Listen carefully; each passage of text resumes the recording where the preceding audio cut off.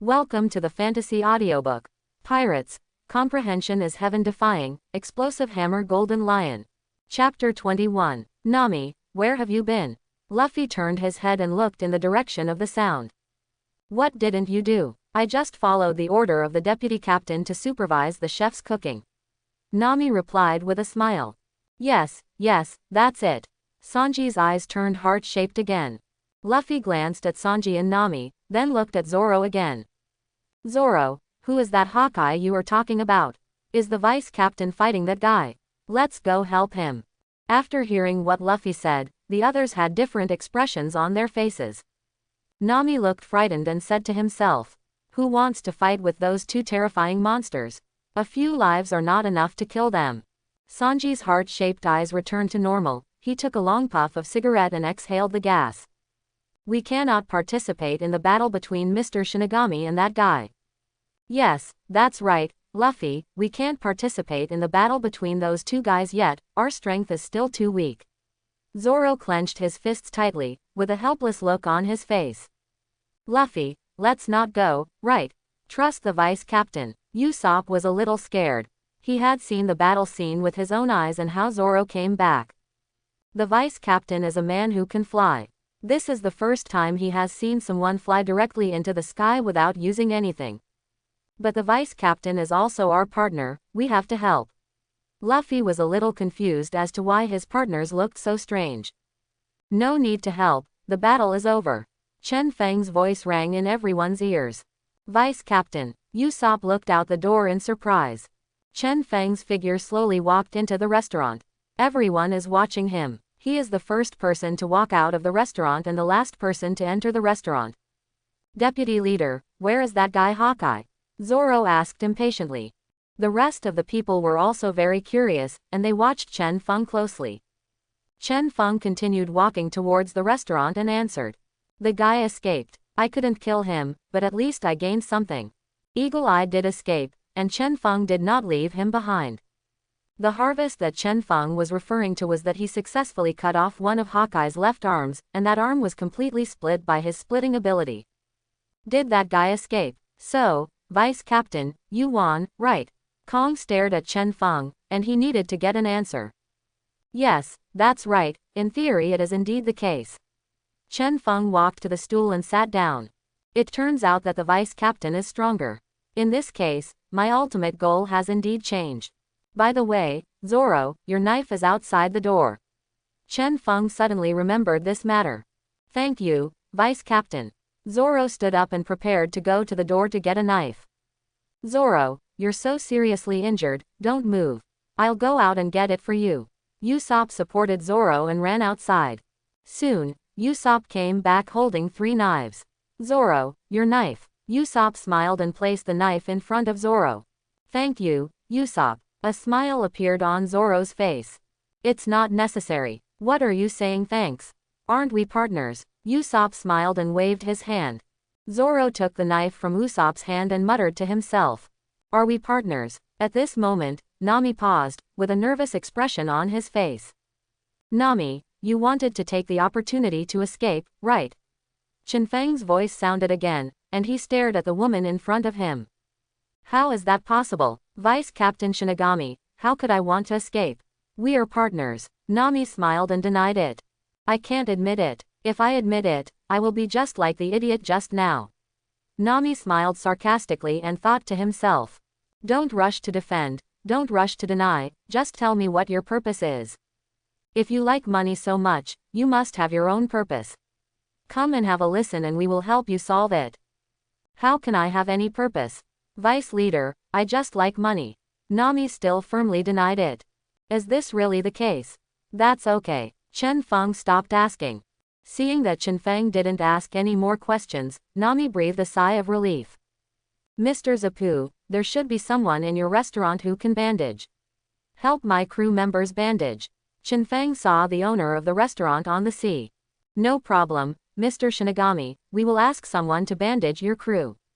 Zapu immediately nodded in agreement. Kara, Feihei, come here and take Mr. Shinigami's crew to bandage it. Okay, chef. The 2 chefs immediately walked out of the crowd, then directly picked up Zoro and walked towards the restaurant's guest room. He looked at Luffy. Luffy, are you full? If so, we are ready to head to the Grand Line. Anyway, now that the chef has been found, we can set off directly. Luffy nodded immediately and shook his head. Well, Vice Captain, I haven't eaten enough yet. Then you can continue eating. We will set off after Zoro has bandaged up and you are full. Yeah, that's great. Luffy returned to the dining table and began to continue eating. Nami, I'm here, Vice Captain. Nami looked at Chen Fang with a smile on his face. Go get money from our ship to pay for your meals.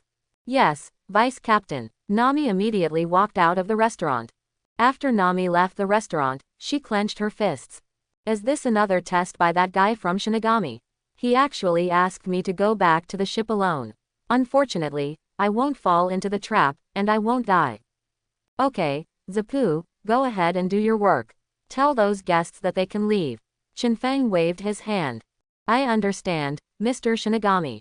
Zapu then started shouting. Dear guests, after you pay, you can leave at any time if you want. It's safe outside. After hearing Zapu's words, all the guests immediately put down their money and ran outside quickly. After a while, the only people in the restaurant were the Straw Hat Pirates and the chefs, as well as Johnny and Joseph. Looking at the guests escaping in a hurry, Usopp looked disdainful. What a bunch of cowards, they were scared away.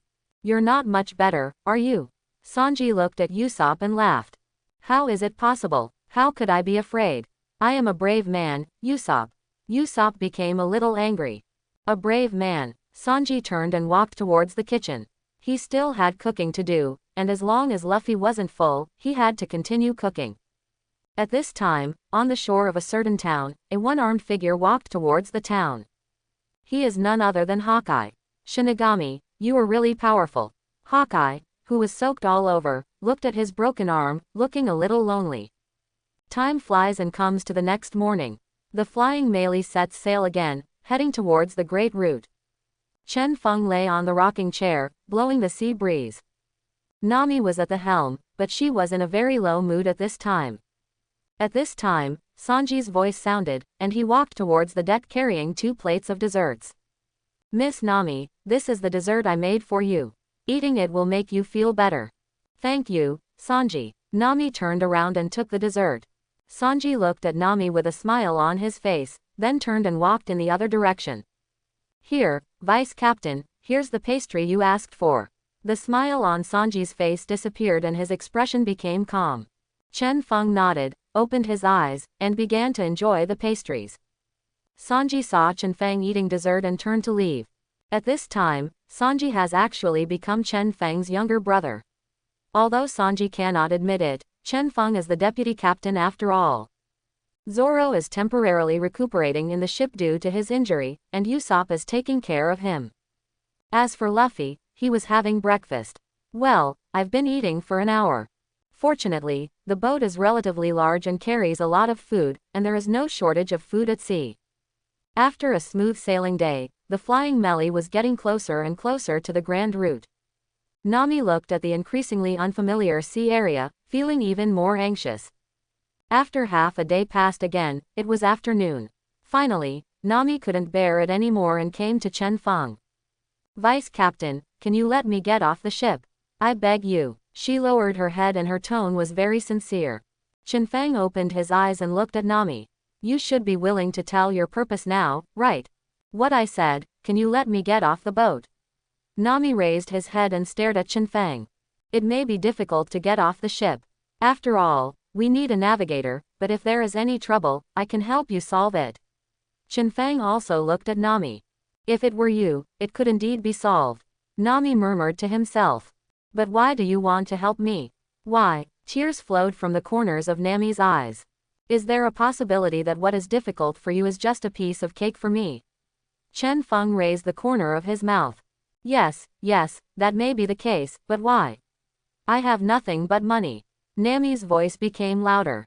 Is money important? I don't lack that kind of thing. Just be a navigator on this ship. I'm too lazy to sail the ship. Chen Fang waved his hand. After hearing this, Nami lowered his head and clenched his fists. Finally, Nami made up her mind. Well, I would like to ask you to help me kill some pirates. The reward is myself. I can help you kill them. I can do whatever you want. Nami looked up at Chen Fang. Her tone was very serious and solemn. Oh, this is what you said. Chen Fang sat up and looked at Nami. After Nami felt Chen Fang's scrutiny, she still stared at Chen Fang. That's right, I keep what I say. As long as you can do it, it doesn't matter what happens to me. In this case, you can't die if I don't let you die, because you are already mine. Chen Fang said with a smile. Okay, you can tell who those pirates are. Solve them as soon as possible and enter the new world as soon as possible. The people I need you to help me kill are Eren and the others. You should have heard of the Eren pirates, Vice Captain Shinigami. Chen Fang nodded. I've indeed heard of it, but those guys don't have any bounty, and they have some collusion with Marine, so I didn't touch them before. My request is that except for the pink octopus pirate inside, all the others are killed. Nami made the final request. No problem, just drive to that place as fast as possible. After Chen Fang finished speaking, he closed his eyes. Nami glanced at Chen Fang, who had his eyes closed, and turned around to adjust the course. 10 minutes later, Sanji walked out. Miss Nami, why did you change the course? Sanji asked doubtfully. There are some things that need to be resolved, and I also want to go home. Nami turned around and replied with a smile. So it's Miss Nami who wants to go home. Why did you change the course? Sanji accepted the answer instantly. Suddenly, he looked at Nami nervously and whispered. Vice Captain, that guy, did he agree? Yes, the Vice Captain agreed. Nami continued to control the course, and she wanted to go back as quickly as possible. When did this guy become so kind? It's really strange. Sanji shook his head in confusion, turned and walked towards the kitchen. But both of them seemed to have directly ignored one thing. That is, Chen Fang seems to be just the deputy captain. It seems that he should tell the captain when deciding the course. At this time, the real captain was eating and drinking. It's so delicious. It's so delicious. Sanji's cooking is really great. Another day passed, and at this time, the Fatian Many was very close to where the Eren pirates were. Nami looked at the familiar sea area and said to himself, Eren, let's put an end to this. At the same time, inside the Marine headquarters, there are 3 people wearing Marine Lieutenant General's clothes sitting in a room. At the top, there is also Fleet Admiral Sengoku from Marine headquarters.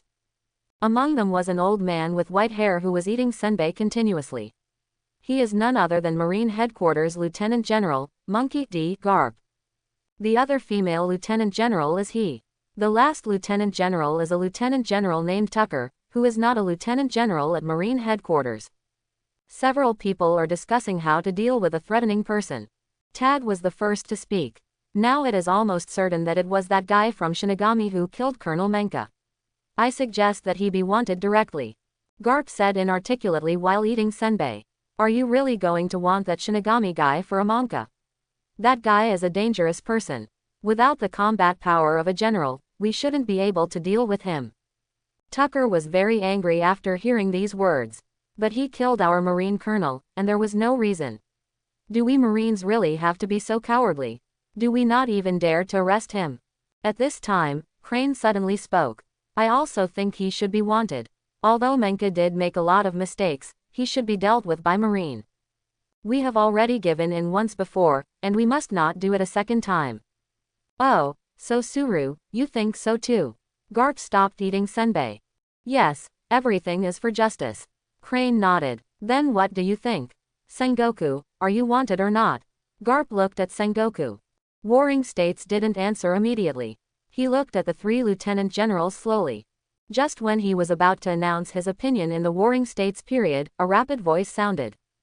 Report, there is urgent news. Urgent news. What could it be? Garp was a little surprised and looked out the door. It seems that it is indeed urgent. It was actually able to be transmitted even when we were having a meeting. His expression was a little solemn. It seems like things are not simple. Tucker also looked outside. Come in, Warring States said. The soldiers outside immediately pushed the gate of opening and walked in. Fleet Admiral, 3 lieutenant generals. The soldier bowed respectfully. If you have any urgent news, just tell me directly. Reporting to Fleet Admiral, Hawkeye, one of the 7 warlords of the sea, had an arm cut off by the Shinigami. What? Tucker's eyes widened, very shocked. He is indeed a difficult guy. Garp ate senbei again. That guy actually had a fight with Hawkeye, and even cut off one of Hawkeye's arms.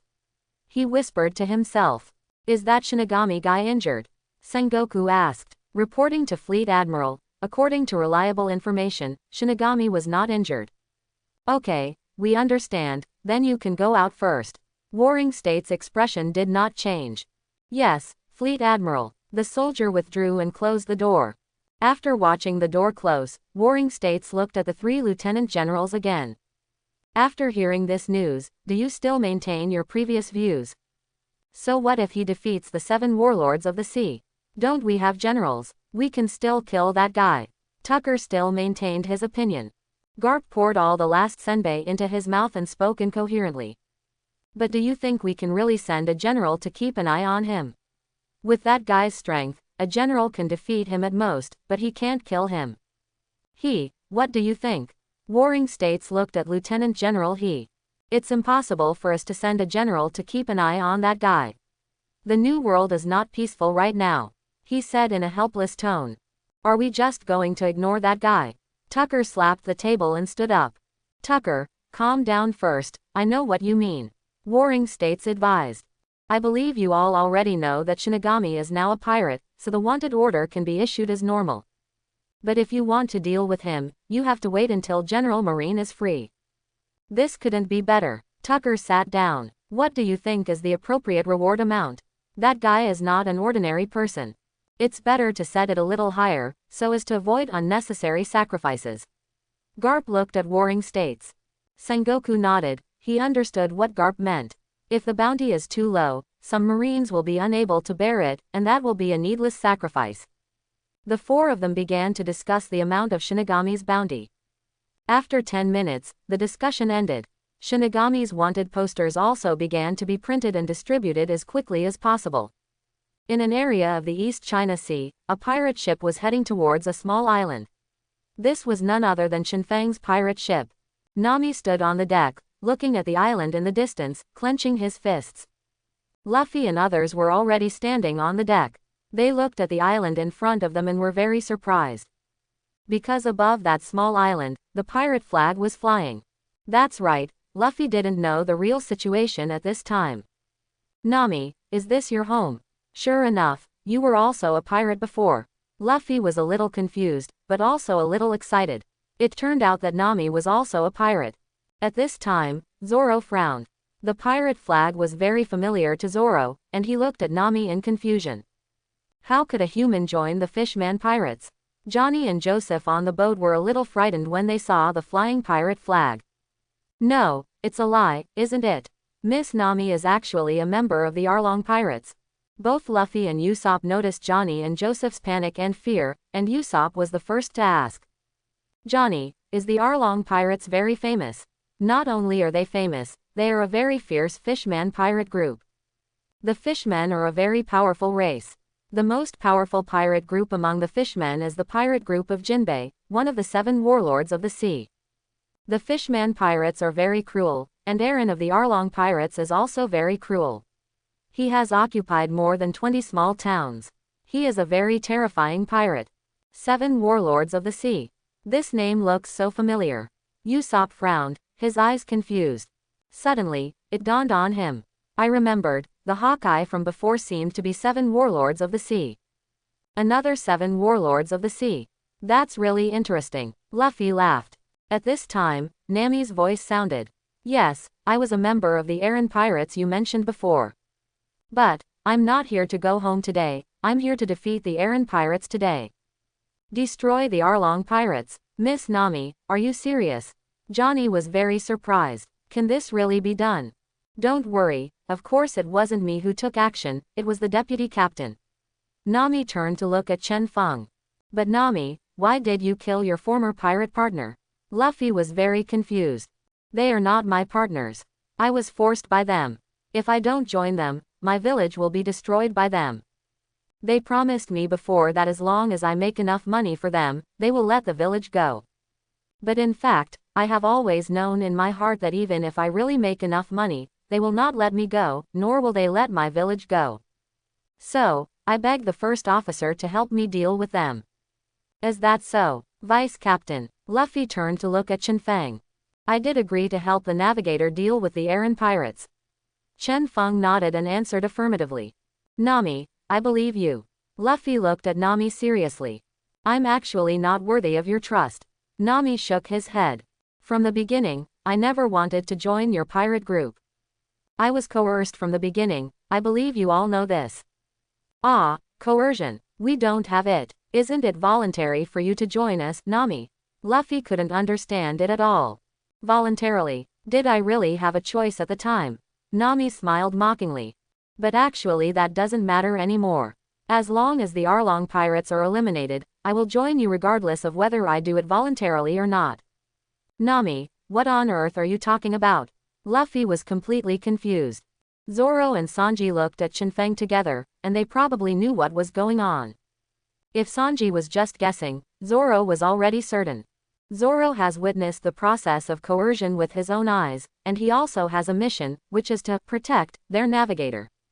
Sanji looked at Shinigami with some anger, but then nothing happened, he couldn't afford to offend that guy now. So Miss Nami was coerced. That's really pitiful, Joseph sighed. The Arlong pirates can definitely do this kind of thing. We support Mr. Shinigami. Johnny clenched his fists and shouted loudly. The confused Luffy glanced at Nami, then at Johnny and Joseph, expressing that he was still very confused. Miss Nami, I'm here to help you too. Sanji held Nami's hand. This has nothing to do with you, this is a deal between me and Shinigami. Nami shook off Sanji's hand and walked towards the bow of the ship. So it's a deal. Sanji turned to look at Chen Fang and thought to himself. Shinigami, what deal did you make with Miss Nami? What did Miss Nami have to pay for you to take action? The man clenched his fists. He had an idea in his heart. If that was really the case, he could only accept it. After all, it was Nami's own choice. Chen Fang glanced at Nami at this time. He knew what Nami meant by her words, but he didn't care because it didn't make any sense. Zoro glanced at Nami strangely and said nothing at all. Standing at the bow of the ship, Nami saw that there was no sound at all behind her and thought to herself. It seems that the eyebrow curling is of no use. I am really speechless. It seems that I am really going to fall into trouble, but it's good this way, I won't be so tired. When Chen Fang and his flying melee sailed straight towards the island where the Hyalong pirates were located, the fish people naturally discovered their arrival. A fishman came to the door and spoke loudly. Brother Aaron, there is a pirate group outside, coming towards us. Their target should be our island. What, a pirate group is coming to us? Don't they know this is my territory? With the sound of the sound, a strong shark fishman came out. He is the captain of the Arlong pirates, the fishman Arlong. And behind him, other cadres of the errand pirates appeared. Let's go out with me. I'll see who dares to come here to look for trouble. Aaron immediately led his cadres and walked outside. After walking outside, I happened to see a pirate ship sailing rapidly towards this side. Looking at the flying pirate flag above the pirate ship, Aaron frowned. What kind of pirate group is this? Why have I never seen this pirate flag before? Is this some kind of stupid pirate group? At this time, a fishman spoke. Brother Aaron, look, the person at the front doesn't look like Nami. Nami. Aaron immediately looked towards the bow of the ship. After seeing that familiar figure, Aaron laughed. I thought some stupid pirate group dared to come to my territory to run wild, but it turned out to be Nami's. My abilities are really getting better and better, and I even brought back a pirate group. She tricked everyone on this pirate ship, right? Or there is another possibility. Nami has formed a new pirate group. Wouldn't it be better if we really formed a pirate group? Brother Aaron, a cadre behind him said with a smile. Yes, Brother Aaron, you can get more money that way. What you all said makes sense. It seems that Nami really gave me a surprise this time. Aaron laughed and waved his hand. There is no need to take action against them for the time being. We will wait until we understand the situation clearly. Yes, Brother Aaron. Some fishmen who were about to go into the water stopped going into the water. A fishman who was controlling a huge sea beast also stopped controlling the huge sea beast. At this time, the Fatian melee was getting closer and closer to the island, and everyone on the ship could clearly see the people on the shore. That guy is indeed Eren. Johnny recognized the man at the front on the shore at a glance. That's right, that's Eren, the man who burned, killed, looted, and committed all kinds of evil. Joseph agreed. Looks like these guys really deserve to die. Sanji lit a cigarette. After Johnny and Joseph's explanation during this period, they already knew what Eren had done. As pirate hunters, what the two said is worthy of belief. What's more, they verified Zoro's opinion, and of course, Chen Fang's opinion. 10 minutes later, the ship docked smoothly. Nami got off the boat first and walked towards the building in the center of the island. Chen Fang said at this time, "The rest of you, please don't go down, I will solve it soon." After hearing Chen Fang's words, everyone stopped. Luffy said confused at this time. "Why, Vice Captain, I also want to help." "I don't need your help. I will solve it as soon as possible. After solving it, we have to go back to the Grand Route." Chen Fang waved his hand and jumped off the ship. After listening to Tatsufeng's words, Luffy looked at Zoro, Sanji, and Usopp. "Zoro, Sanji, Usopp, are we really not going to help them? Since the vice captain said it will be solved soon, it will be solved soon. There is no use for us to go." After Zoro said this, he lay down directly. "Indeed, it's useless for us to go." Sanji took a long puff of cigarette and exhaled the smoke.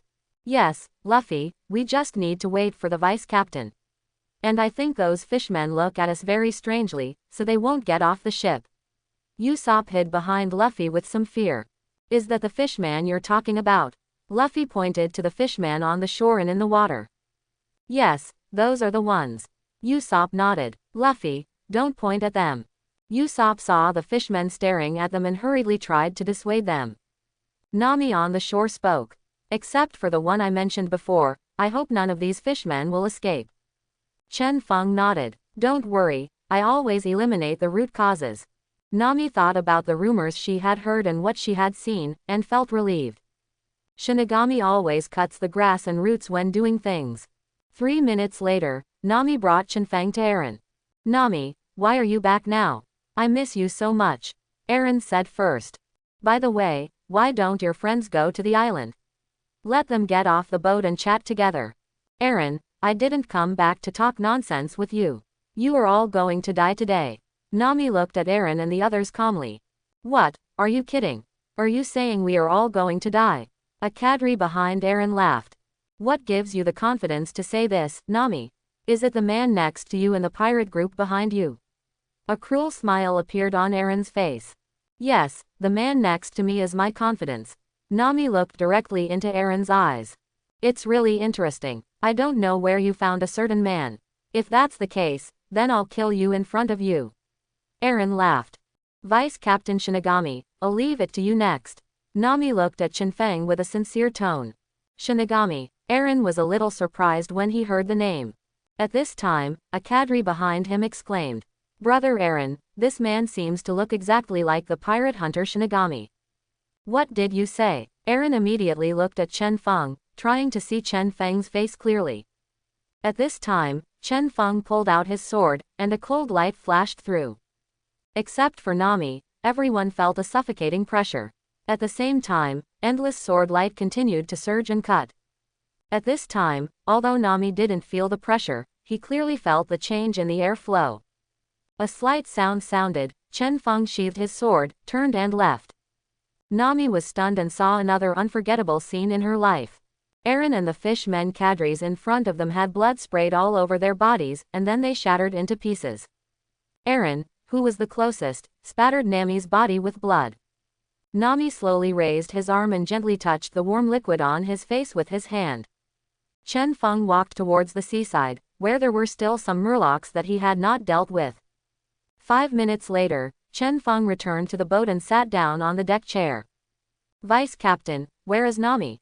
Luffy shook his head in confusion. He had clearly seen the deputy captain killing other fishmen just now, but why didn't Nami come back? "It should be inside. Zoro, go and call our navigator back." Chen Fang looked at Zoro. "Understood, Vice Captain, I'll go right away." Zoro walked towards the island's buildings. Vice Captain, I'll go with you. Sanji shouted and immediately chased Zoro's back. When Chen Fang saw this situation, he didn't say anything. These things didn't matter. Vice Captain, then I'm going to find Nami too. Luffy jumped off the ship and ran towards the building. At this time, only Usopp, Johnny, and Joseph were left on the ship, looking at each other. 3 of them have gone, so we won't go, right? Usopp took a step back in fear. Yes, they have all gone, so we won't go. Johnny and Joseph said in unison with serious faces. It's not that they don't want to go, but they are a little scared. Now the shore is covered with sand stained red by blood, and seawater stained red by blood. And when the blood spattered, it did look a bit scary. What was even more nauseating was the chopped fish man corpse. Zoro came to the building first and saw Nami, who was stunned. Come on, navigator, it's time for us to set sail. After Zoro said this, he wanted to grab Nami. At this time, Sanji rushed over and opened Zoro's hand. Green algae head, can you stop being so rude? Zoro looked at Sanji dissatisfied and put his hand on the handle of the knife. Curly eyebrows, are you here to stir up trouble? I'm not here to stir up trouble, I'm here to take Nami back to the ship. Sanji raised his eyebrows, ignored Zoro, and took Nami's arm. Miss Nami, let's go back to the ship. It's too dirty here, and there's also some blood. Sanji's tone was as usual, and his eyes turned into hearts. Looking at Sanji's dead look, Zoro removed his hand.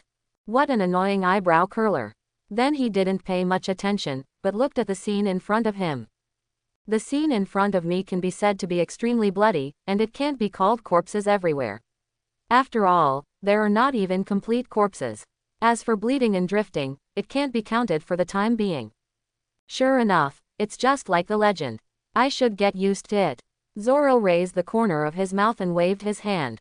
At this time, Luffy had also arrived. He turned a blind eye to the scene in front of him. He looked at Nami's back. Nami, let's go back to the ship. We will continue to head towards the grand route. Miss Nami, Miss Nami. Sanji kept calling, but Nami never responded. So he used a little force and pulled Nami. Nami was pulled over by him, and he could see clearly what Nami looked like now. At this time, there was a lot of blood on Nami's face, which was obviously from those fishmen. After Sanji saw this situation, he took out a towel from his pocket and prepared to wipe the blood on Nami's face. Miss Nami, everything is over and everything is fine. Nami's right hand grasped Sanji's extended hand. Thank you, I can do it myself. Okay, looking at Nami, whose eyes were dull last time, he nodded. Nami took Sanji's towel and began to slowly wipe his face. After Luffy saw this situation, he came up. Nami, why is there blood on your face? Are you injured? Nami wiped his face and forced a smile on his face. No, I was not injured, and the blood is not mine. So that's it, that's great. Luffy laughed, very pleased. Then let's go back to the ship. I still want to go to the Grand Line. After reading this sentence, Luffy began to wait quietly for Nami to wipe his face. A minute later, Nami finished wiping her face and said in an apologetic tone. Sorry, Luffy, I can't leave right away. I need to go back to the village. After returning to the village, I will definitely get on the ship with you and go to the grand route. After Nami said this, he immediately walked outside. Okay then, let's go back to the village with you, and then we'll go to the Grand Line together. Luffy looked at Nami passing by him and shouted excitedly. Nami stopped and turned to look at Luffy with a smile. Okay, let's make an agreement then. After saying this, Nami continued walking towards the shore. The smile on her face is still there, because she can feel that Luffy's invitation is indeed sincere. Now that boarding the ship is inevitable, it's actually not bad to have such a sincere captain, and as for the co-captain, that guy is a real Shinigami. Miss Nami, wait for me. Sanji chased after Nami. Let's go back together quickly, Zoro. Luffy turned to look at Zoro with a smile. Zoro nodded and took steps toward the boat on the shore. On the vast sea, 3 ships were quickly approaching a small island. The flags symbolizing marine were flying at the top of the 3 ships. On the middle ship, a marine soldier's voice sounded. Report to the colonel, we have arrived near the Arlong pirates and are expected to arrive in 5 minutes. Oh, you're here so soon. It's time to come out and take a breath. A Marine wearing a cape and with the rank of colonel walked out of the cabin. The appearance of Colonel Marine is very unique and attractive. As long as you see him, you will never forget it. Yes, this Marine colonel looks like a mouse, but you can't judge a book by its appearance. Marines who can be a colonel all have certain abilities. Colonel Marine looked at the small island in front of him and raised the corner of his mouth. He could make another profit. At this time, a pirate ship came into his sight, and the pirate ship was at the forefront of them. Why is there a pirate ship from another pirate group parked on the shore of this place? Aaron, has that guy's power expanded again? Colonel Marine was very confused and frowned. Soon, the frown on his face relaxed and there were more smiles on his face. Now that Aaron's power has expanded again, the protection fee should be more. Otherwise, it will be difficult for me to protect him. Give me my order and move forward as quickly as possible. Yes, Colonel. At this time, on the Fatian Mary on the shore, Luffy and others had also returned to the ship. Vice Captain Shinigami, I need to go back to the village to take a look now. Nami walked up to Chen Fang and said. Yes, but it must be done as soon as possible. Chen Fang nodded and agreed. After Nami got Chen Fang's permission, she immediately began to prepare to turn around. She wanted to go home as quickly as possible and tell her the good news. In less than a minute, the boat had turned around. But at this time, 3 Marine ships appeared in their sight. Marine, why is there a Marine here? Usopp shouted in fear. Who knows? Zoro put his hand on the hilt of the knife. Wouldn't it be nice to just shoot them away? Luffy was eager to give it a try. Let's see what they want to do first. Sanji acted very calmly. But we are pirates. Marine will definitely attack us. Usopp held his head in fear. With the vice captain here, it shouldn't be us who are afraid now, but Marine. Nami's voice rang in everyone's ears. After hearing Nami's words, Usopp's panic dissipated and a smile appeared on his face. Yes, with the deputy captain here, what are we afraid of? Chen Fang opened his eyes and glanced at the 3 Marine ships. Let's go, leave them alone, if they dare to attack, just deal with them directly. Nami nodded and started to set sail. The colonel on the Marine ship looked at the pirate ship that was about to leave, with confusion on his face. Give me the order to stop that pirate ship. Under the order of Colonel Marine, 3 Marine ships surrounded the Fatian Many. Nami looked at the 3 Marine ships surrounding him and was forced to stop the ship. At this time, Chen Fang stood up from the deck chair, walked to the bow of the ship, and looked at the Marine ship in front of him. A rat-like Colonel Marine also walked out of the Marine ship. The Marine colonel looked at Chen Fang at the bow of the ship. Which pirate group are you from? Are you under the Arlong pirate group? Although he felt that the man in front of him seemed familiar, he didn't pay attention because if it was the pirate on the wanted poster, he would have some impression of it. You are blocking the road, get out of the way. Chen Fang glanced at the colonel, and he knew this guy.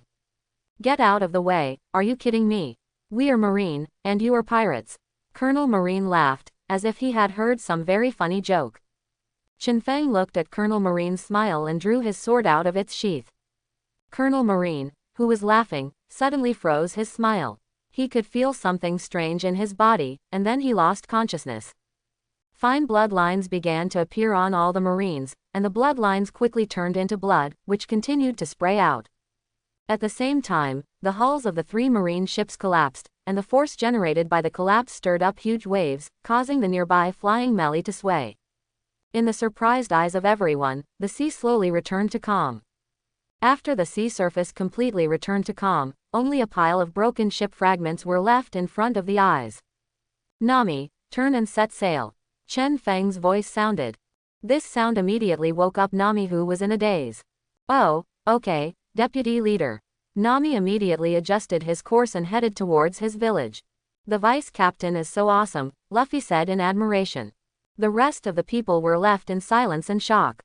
Zoro held the handle of the knife tightly, Sanji kept breathing out smoke, and Usopp froze on the spot, looking straight at the pile of fragments.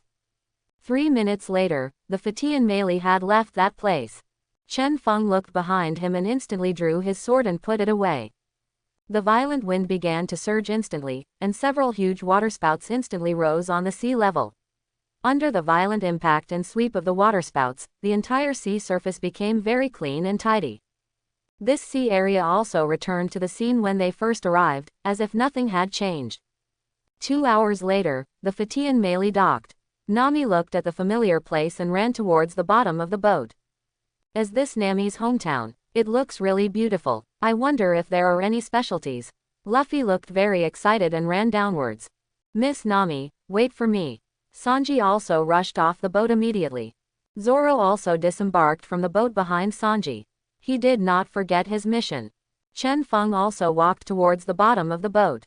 There were some targets in this place. 10 minutes later, there was a pile of corpses on the shore where the Fatian Meili docked, and there were also some more in the village. At this time, Nami has returned to her familiar home and saw the familiar her. Nijigao, I'm back, and I have good news to tell you. Nami, you are finally back. Nokigao looked very happy. Nami pounced on Nokigao, and the two hugged each other tightly. 2 hours later, Nami wiped the tears from her face and waved with her back to Nokigao. Goodbye, Nokigao, I'm going to sea. Nuochigao also waved his hands happily. Nami, just go ahead and leave the orange grove to me. I will take good care of it. Nami immediately ran towards the coast.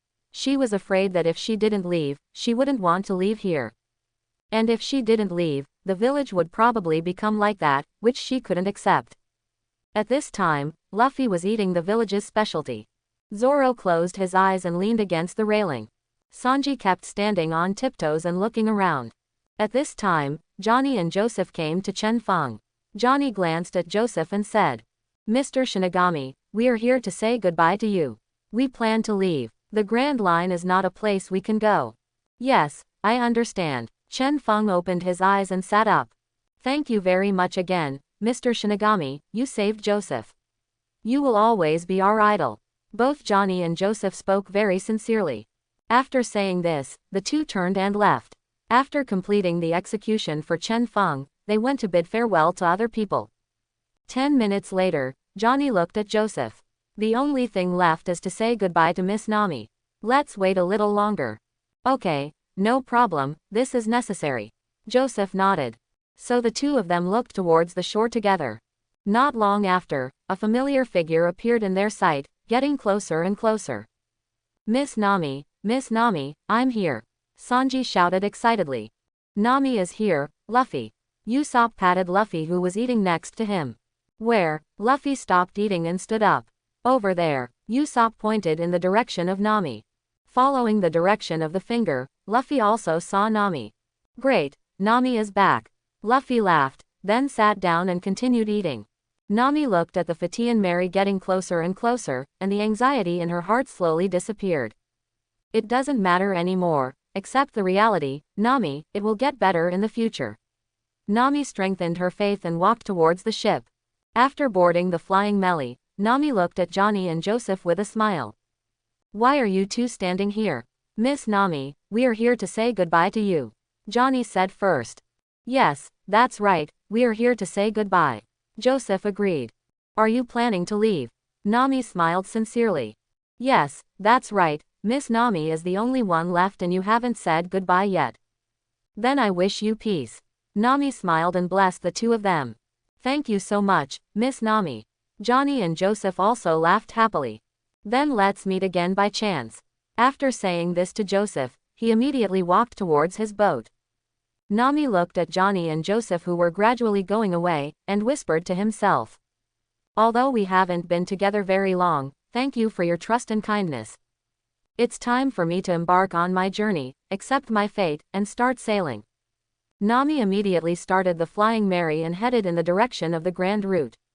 At this time, somewhere, a marine holding a cigar was looking at the wanted poster in his hand. The portrait on the wanted poster turned out to be Tatsufeng, the pirate hunter Shinigami. After reading the wanted notice, the marine angrily tore up the wanted notice, crumpled it into a ball, and threw it on the ground. Shinigami, you guys are finally wanted. I have long proposed that this guy be wanted, but those old guys always said it was not worth it. Now these old guys finally figured it out.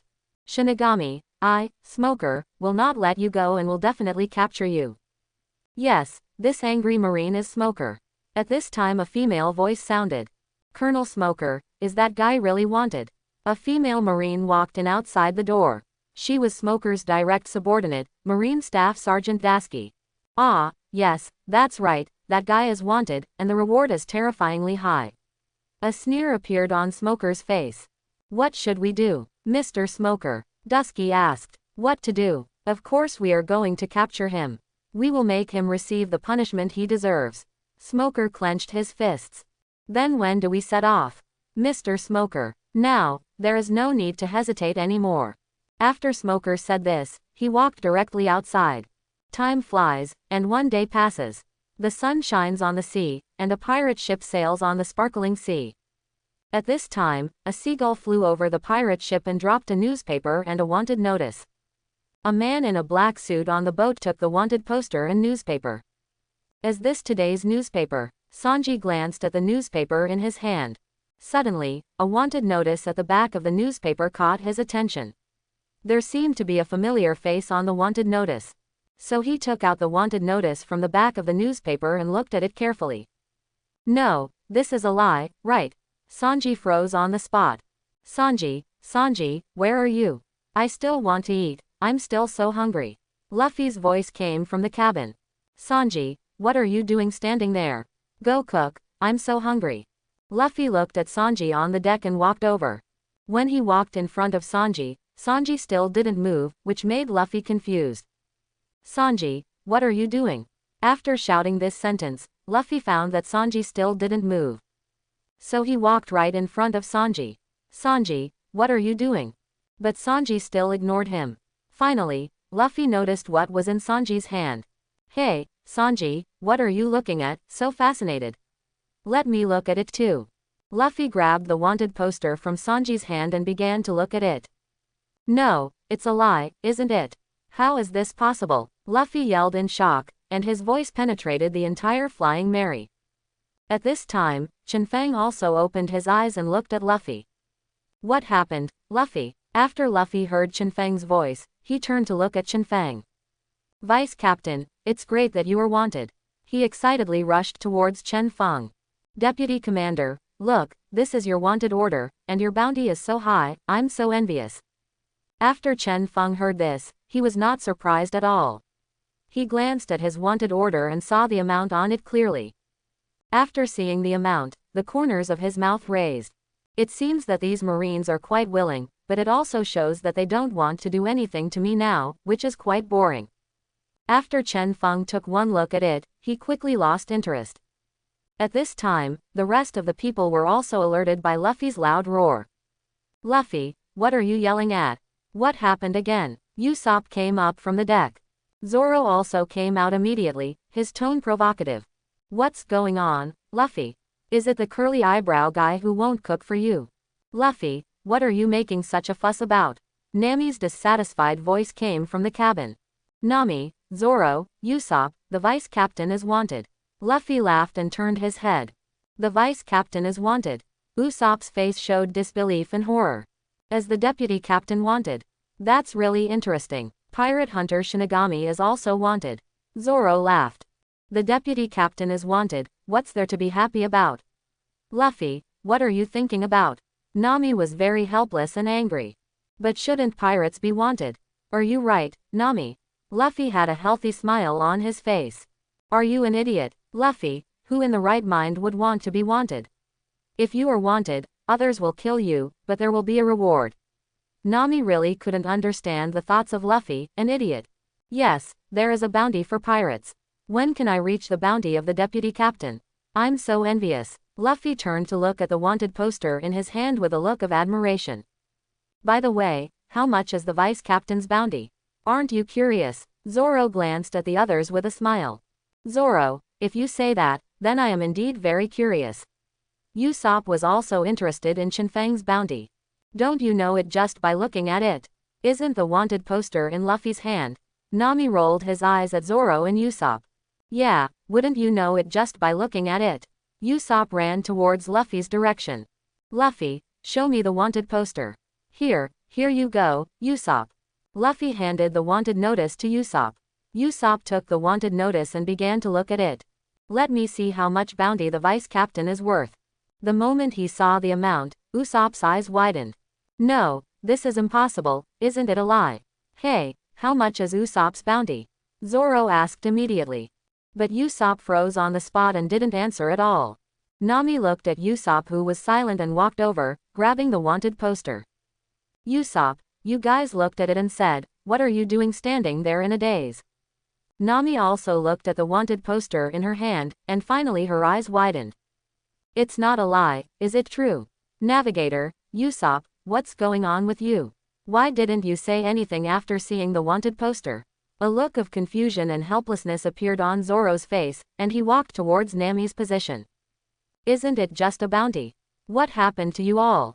Zoro snatched the wanted poster from Nami's hand and read it. After seeing the amount of the bounty clearly, Zoro's disdainful expression disappeared instantly and his eyes widened. You're lying, Pirate Hunter Shinigami, bounty 1.2 billion belly. 1.2 billion Baileys, 1.2 billion Baileys. Nami repeated these words unconsciously. Isn't this too much money? I have never seen such a high bounty. Usopp muttered to himself. 10 seconds later, Zoro accepted the fact and looked at the wanted poster carefully. 2 billion belly, is this Shinigami? At this time, Luffy's voice sounded again. You also think the deputy captain's bounty is particularly large, right? I think so too. When can I reach this bounty? I'm really looking forward to it. Luffy is thinking about the future when his bounty reaches this amount. Could that bounty be a prank? In fact, there is not that much bounty at all. In fact, there is no wanted order at all. Sanji suddenly yelled. Sanji's roar attracted the attention of everyone on the boat. Are you stupid? It has Marine's seal on it. Can Marine's seal be fake? Nami retorted disdainfully. We have faked Marine's seal. We know very well what the real seal looks like. Therefore, this wanted notice is definitely real. Yes, that's right, Nami is right. We copied the wanted poster, so we know very well whether this one is real or not. Usopp immediately agreed. What? Curly eyebrows. Are you questioning the vice captain's strength? The vice captain defeated Hawkeye, and now the vice captain is the world's best swordsman. Zoro's words rang in everyone's ears.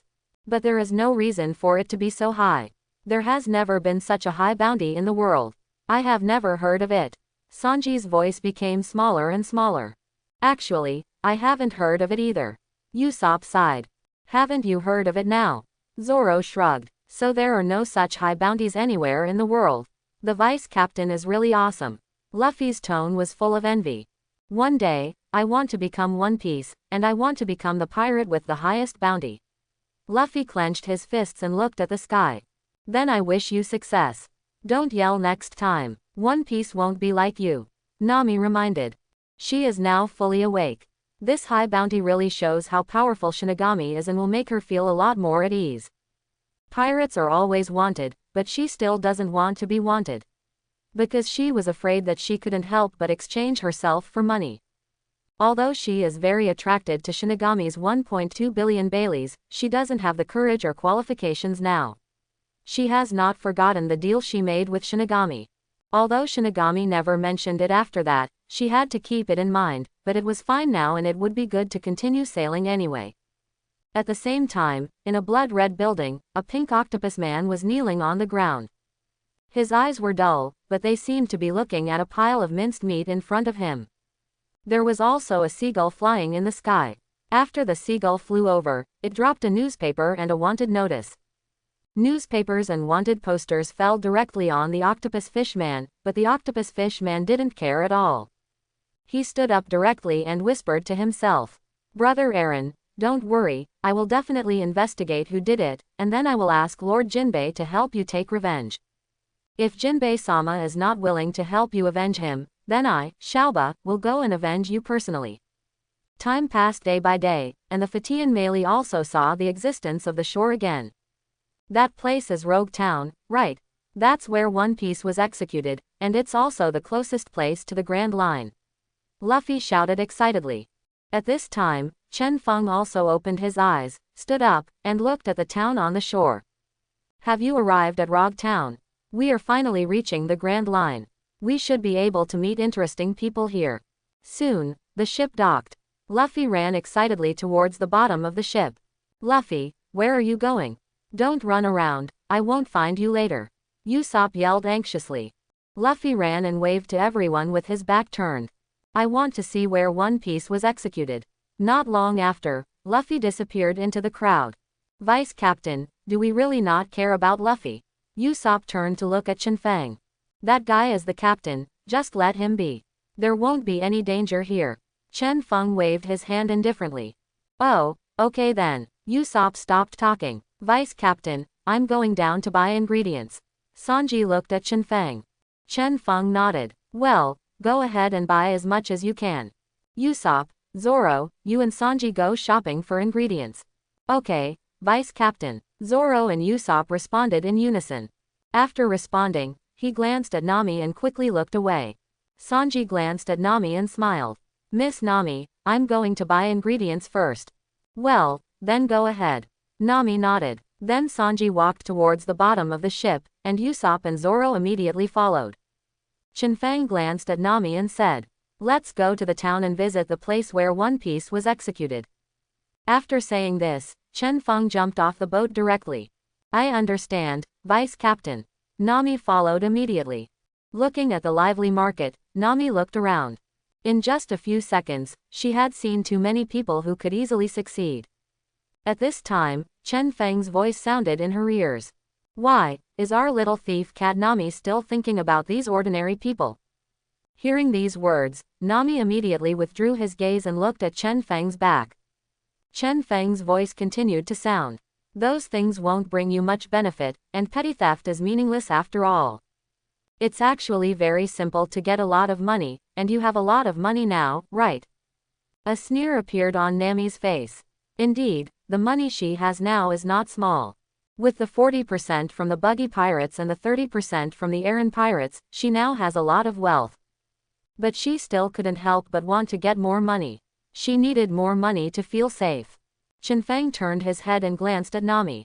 Of course he knew what Nami was thinking, but that had nothing to do with him. Not long after Chen Fang and the others arrived in Loguetown, another ship docked, with the marine flag flying on the ship. A white-haired man with a cigar in his mouth stepped off the ship, followed by a female marine. They are Smoker and Dusky who just arrived. Smoker looked at a pirate ship next to him. It was the Flying Melee. It seems that as the intelligence said, Shinigami's destination is indeed here. What is the purpose of Shinigami coming to this town? Dashi asked. Smoker exhaled a puff of smoke and replied. This town is the closest town to the Grand Line, and it is also the only place to enter the Grand Line. Since Shinigami was uncharacteristic before and is now here again, it means that he is going to march towards the Grand Line. If Shinigami is really allowed to enter the Grand Line, it will be more difficult for us to capture him. Dusky expressed his worries. That's right, so we have to deal with Shinigami here and never let him enter the Grand Line. After Smog finished saying this, he walked towards the town. Upon seeing this, Dusky immediately gave instructions to Marine behind him. You are scattered around. After you find Shinigami, notify us as soon as possible. Remember, don't take action. You will not be Shinigami's opponent. Understood. The Marines responded immediately. Dusky nodded and chased in the direction of Smoker. At this time, Luffy has arrived in front of the execution platform of One Piece Goldo Roger. Luffy looked up at the very high execution platform and smiled. That's the execution platform of One Piece. It's really interesting. I want to try it too. Just do what he said. Luffy climbed directly towards the execution platform. A minute later, Luffy had reached the highest point of the execution platform and began to look into the distance. There are so many scenery that can be seen in this place, and the whole town is under his gaze. At this time, someone below noticed Luffy. Look above, there is a person above. Under this man's roar, everyone looked at Luffy on the high platform. What's that kid doing climbing so high? That's the execution platform, and you're not allowed to go up there. What a naughty boy. Whose child is he? At this time, Luffy didn't care at all about the crowd below, he was looking at the execution platform. This is where One Piece was killed. I really want to experience it. Soon, Marine arrived under the execution platform after hearing the news. They looked at Luffy on the high platform and advised loudly. That straw hat boy above, come down from that place quickly. If you don't come down, we will take coercive measures. After Luffy heard the shouting, he looked down in confusion. Why are you asking me to go down? I won't go down. If you ask me to go down, will I go down? At this time, Smoker and Dasky also arrived here. They heard that a Straw Hat Boy climbed onto the execution platform. When he heard the word Straw Hat Boy, Smoker immediately thought of the Straw Hat Boy in Shinigami's pirate group. So he immediately rushed to this place, and sure enough, the Straw Hat Boy was the one in the Shinigami pirates. Smoker turned to look at Dusky. Since this Straw Hat Boy is here, it means that Shinigami is also nearby. Let those guys keep an eye on me and make sure to find Shinigami. Yes, Mr. Smoker. The Marines behind Dasky scattered and started looking for Shinigami. At this time, on the other side, Nami and Chen Fang were looking at Luffy on the high platform. Vice Captain, do we really want to leave Luffy alone like this? Nami was a little helpless. She had wanted Shinigami to take care of Luffy before, but Shinigami was unwilling. It's okay, nothing will happen. Chen Fang smiled. After answering, Chen Fang looked in another direction. There was a man in a black cloak in that direction. The hat of the black cloak covered half of the man's face, but there was a very obvious mark on the other half of his face. Looking at the mark, Chen Fang raised the corner of his mouth. The leader of the Revolutionary Army, Monkey D. Dragon, you are here as expected. Are you here to celebrate your son's departure to the sea? It's really interesting. Long seemed to be aware of Chen Fang's gaze and looked in Chen Fang's direction. The first moment he saw Chen Fang, he recognized Shinigami, the pirate hunter with a current bounty of 1.2 billion belly. At the same time, this is also the vice captain of his son's pirate group. It was unbelievable to him that such a powerful man was willing to serve as his son's vice captain. Long immediately walked towards Chen Fang's position. Chen Fang looked at the dragon coming over and raised his lips slightly. The guy seemed to want to take action, but this was exactly what he wanted. At this moment, Luffy, who was above the execution platform, placed his head on the execution platform, ready to experience the feeling of one piece. At the same time, a Marine walked up to Smoker and reported to him. After listening to the report, Smoker looked in one direction and saw his target, the pirate hunter Shinigami. Smoker immediately ordered to Marine beside him. Use the fastest speed and method to evacuate the people in this place. I want to capture Shinigami. After Smoker gave the order, he immediately headed in the direction of Shinigami. At the same time, continuous gunshots rang out, and Marine's shouts also rang out. No one is waiting, leave this place quickly. When the crowd around here heard the gunshots and Marine's shouts, they immediately began to panic, and they ran away in panic. The panicked people crowded the rest of the Marines into pieces, and only Smoker used his fruit power to go in the direction of Shinigami. In fact, Smoker already knew the moment he issued the order that issuing the evacuation order would definitely affect their ability to capture Shinigami. But as a Marine, as a righteous Marine who cares about the people, he cannot let the people get hurt in the process of catching pirates. The panicked people also affected Chen Fang and Nami, and they almost crowded towards them. After Chen Fang saw this situation, he didn't panic at all and directly jumped into the air. At this time, Nami, who was almost pushed down by the crowd, suddenly found that her body became very light and she floated up. That's right, it literally floated. After floating 3 meters high in the air, the panicked crowd below could no longer affect her. Nami was very shocked at this time. A familiar leg appeared in front of her eyes, so she looked up and saw Chen Fang. Vice Captain, looking at Chen Fang who could also fly, Nami was already a little incoherent. You can try to control your body now and stand up to experience the feeling of flying. Chen Fang's voice sounded. Control my own body and experience the feeling of flying. Although Nami was confused, she still followed the instructions, and then she found that she could fly. After discovering that she could fly, Nami immediately looked at the vice captain and intuitively told her that her ability to fly had something to do with Shinigami. After teaching Nami how to master body flying, Chen Fang looked in the previous direction, but there was no longer a dragon in that direction. Obviously, that guy didn't want to be discovered. Chen Fang waved his hand helplessly and turned to look at Smoker who was rushing towards him. Smoker looked at Shinigami who was standing still, and rushed forward in no hurry. He knew in his heart that Shinigami had no intention of escaping. The two stood above the panicked fleeing crowd, looking at each other. At this time, Luffy stood up from the execution platform and looked down doubtfully. Apparently the noise caught his attention. What are these people doing? Did someone shoot just now? Suddenly, he saw something. Hey, Vice Captain, Nami, I'm here. Luffy waved excitedly. Nami was attracted by Luffy's voice and looked at Luffy. Watching Luffy keep waving, Nami felt helpless. This stupid captain, can't you see the current situation clearly now? They are surrounded by Marines.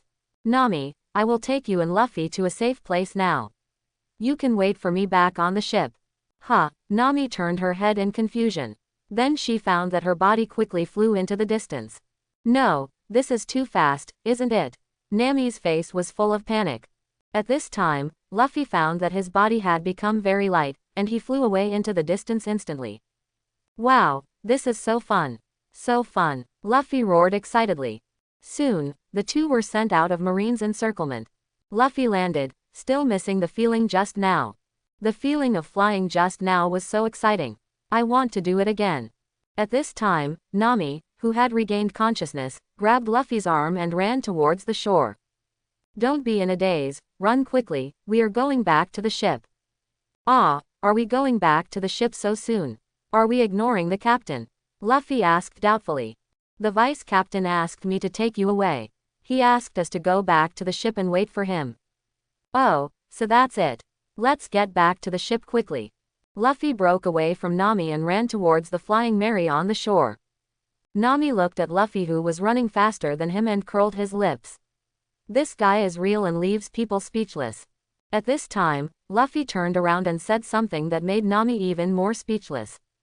Nami, run faster. Okay, I understand. Nami rolled his eyes wildly and chased after him as fast as he could. Tashi originally wanted the Marines to chase the escaping Luffy and Nami, but all the Marines except Smoker suddenly fainted, and Tashi was no exception. Smoker frowned after seeing this scene. Is that guy from Shinigami just waiting? How did that guy do it? 3 minutes later, there was no one else around the square, only Smoker and Chen Fang were left. Smoker took the cigar out of his mouth and spoke directly. Pirate Hunter, Shinigami, although I don't know why you would be stupid and dare to kill Marine. But today I want to tell you that you will pay the price for this. I will take you back and give you the punishment you deserve. After Chen Fang heard this, he didn't say anything and just put his hand on the handle of the knife. Smoker held his own weapon, Jusho, and immediately attacked Chen Fang. Chen Fang drew his sword out of its sheath, and slashed at Smoker with a large amount of sword light. After Smoker saw this situation, he immediately used his devil fruit ability to turn his body into smoke, trying to ignore the attack. Chen Fang looked at Smoker, who turned his body into smoke, and laughed. Then with a thought, Smoker's forward movement immediately stopped. At this time, Smoker was very shocked. He could no longer control his body and could not bring his smoky body together. What happened? Is it related to that guy Shinigami? Smoker immediately looked up at Shinigami. The moment Smoker raised his head, dozens of black sword lights were slashing at him quickly, and he quickly waved his 10 hands to resist. A second later, a slightly sharp voice sounded in Smoker's horrified eyes, and the 10 hands in his hand were shoveled into several pieces. Not only that, he found that his body had also been chopped into several pieces. In Smoker's last consciousness, he was very confused as to why his body that could not be put together suddenly came together. On the field, except for Smoker's body, which was chopped into several pieces, the rest of the Marines were also like this. Seeing that Marine had been dealt with, Chen Fang sheathed his sword and headed in one direction. 3 minutes later, Chen Fang saw a man in black robes waiting for him at the end of an alley. He is Luffy's father, the leader of the Revolutionary Army, Dragon. Pirate Hunter Shinigami, what is your purpose of joining the Luffy pirates? Long asked first. Chen Fang smiled and put his hand on the handle of the knife. I have no purpose, but I have no need to answer you. What I want to do has nothing to do with any of you. Let's take action. I want to see how capable the leader of the Revolutionary Army is. After Long heard Chen Fang's words, he wanted to say something else, but looking at Chen Fang's surging momentum and the long sword that had been unsheathed, he decided to shut up. A coiling dragon stick instantly appeared in the dragon's hand, and he also got into a fighting posture. Chen Fang was at full strength at this time, and his bloodthirsty body was wrapped with red fluid. The surrounding environment was also constantly changing, splitting and gathering at the same time, becoming very light for a while and very heavy for a while. When he saw the coiled dragon stick in Long's hand, the corners of his mouth raised slightly. It turned out that this was the weapon of the leader of the Revolutionary Army. No wonder Sabo also used a stick as a weapon. Let him test the strength of the leader of the Revolutionary Army today. If he is not strong enough, just stay here. Chen Fang stepped on one foot and instantly appeared in front of the dragon, slashing down with his long sword. When Long saw Chen Fang's slash, he immediately used his coiling dragon stick to block it. Shinigami, I don't want to fight you. Looking at Tatsufeng in front of him. Now it's not a matter of whether you think about it or not. It's better to think about how to survive.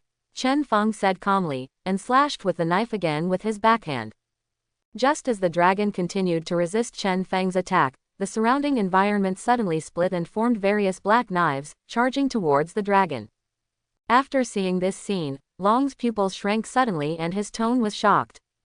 Sure enough, you have devil fruit abilities and have awakened. The moment Long finished speaking, the sky suddenly changed. The clear sky suddenly turned dark, strong winds rose, and lightning and thunder roared. Strong winds and thunder and lightning continued to sweep and strike at the blade formed by Chen Fang. Chen Fang looked at the coiling dragon stick that resisted the slashing attack of the bloodthirsty knife. There was also a red fluid entangled above it, and his heart gradually became excited. Sure enough, the leader of the Revolutionary Army is indeed very powerful, not only with his devil fruit, but also with his domineering power. It's been a long time since I've had such a hearty battle. It's really interesting. Chen Fang instantly kicked the dragon with his right leg. At the same time, the surrounding environment began to change even more. The strong wind was constantly affected, and the direction of the wind began to be uncontrollable. It moved from left to right, and the lightning attacks were also somewhat erratic, and there was no way to hit the target accurately every time. The downpour should have been pouring towards the ground, but it was forced to stop in midair and could not continue to fall. In the sky, countless black blades collided with white lightning and strong winds. Under the strong wind and the blade, this place was no longer an alley.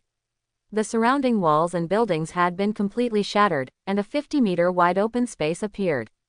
In the open space below, two figures were constantly running, jumping, dodging, colliding, and retreating. On the Fatian Mary on the shore, Luffy and others had already gathered. They looked at the sudden change in the weather and felt very confused and uneasy. Ms. Nami, what happened? Why do we have to gather on the ship suddenly? Sanji, who had just returned to the ship, asked quickly. Nami turned to look at Sanji, her tone calm. This is the deputy captain's order, do you understand? It turns out it was the vice captain's order, okay then. Sanji took out a cigarette and lit it. Usopp looked nervously at the heavy rain and the thunderous flashes. What happened? Why did it suddenly thunder and rain? No, the rain didn't fall at all. Usopp's nervous and frightened words didn't affect anyone. Luffy had a smile on his face, and he looked at the most concentrated location of lightning, thunder and blades. Is there someone fighting in that place? It couldn't be the vice captain, right? Who would be his opponent? I really want to go and have a look. Zoro also stared at that position, his hand tightly holding the handle of his knife. Does that guy still have the power of the devil fruit? And he's also so powerful. Sanji blew out a puff of smoke and followed Zoro and Luffy's eyes in one direction. The supernatural phenomenon that appeared in that direction made his pupils shrink suddenly and his heart skipped a beat. What happened in that direction? Why were there lightning, thunder, and those knives there? And the rain, why didn't it fall to the ground, but stayed in the air? Under Sanji's whisper, everyone had their own thoughts in their hearts. The strong wind blew against their bodies, and under the violent flashes of thunder, their figures flickered. As time went by, the strong winds, lightning and thunder became more and more violent, and the flying melee also swayed with the swaying of the waves. The citizens of Loguetown looked out the window in horror. They didn't understand what was happening. It was clear that it was sunny just now, but now there was strong wind, lightning and thunder. In the open space below, the two figures collided again, and then both figures quickly retreated. When the two figures stabilized their bodies at the same time, one figure instantly flew into the distance and disappeared under the cover of strong wind and thunder. At the edge of the battlefield, Chen Fang shook his red arm, which was injured by the dragon coiling stick, but he also left some greeting gifts for the dragon. Chen Fang smiled and looked in the direction where Long was leaving. The leader of the revolutionary army is indeed worthy of his reputation. As they guessed, his strength is at least not inferior to that of the four emperors. But I haven't really played against the four emperors yet, so the judgment is not very accurate. The rain in the sky had already fallen the moment the two stopped fighting. The rain gathered in the sky poured down like a waterfall. Chen Fang returned to the square and placed his hand on Smoker's body. At this time, the pouring rain could not get close to Chen Fang. There was not a drop of rain within 3 meters of Chen Fang. He didn't like the feeling of being wet on his body. After touching Smoker's body, Chen Fang could clearly see that he had mastered an ability again. This kind of ability shouldn't be said to be useless, but it's certainly of little use. After finishing talking to himself, Chen Fang walked away in the air. Nami, let's set sail and go to the Grand Line. Chen Fang had already flown to the melee and returned to the deck. Looking at the deputy captain coming from the sky, Nami's eyes were dazed for a moment, but she quickly responded. No problem, Vice Captain, I'll set sail right away. Nami immediately started to start the sailboat and sailed outside. Hey, Vice Captain, who was the person you were fighting just now? Luffy's question immediately attracted the attention of Zoro, Sanji, and Usopp. Chen Fang smiled and looked at Luffy, who was full of curiosity. Are you sure you really want to know? Luffy. Of course. Luffy nodded, his tone serious. I was fighting with your father, the leader of the revolutionary army, Long. Chen Fang replied directly. My father. Is that guy my father? Luffy was very confused. The leader of the revolutionary army, Long, that legendary criminal. Zoro whispered to himself. What, Dragon, the leader of the revolutionary army, is Luffy's father? Sanji was also very surprised, and the cigarette flew out of his mouth. That's a lie. Luffy has a father like that, so why doesn't he meet Luffy? Obviously, everyone's concerns are different. Chen Fang turned his head and looked at the rough sea. The weather at this time was still under the influence of the dragon fruit ability.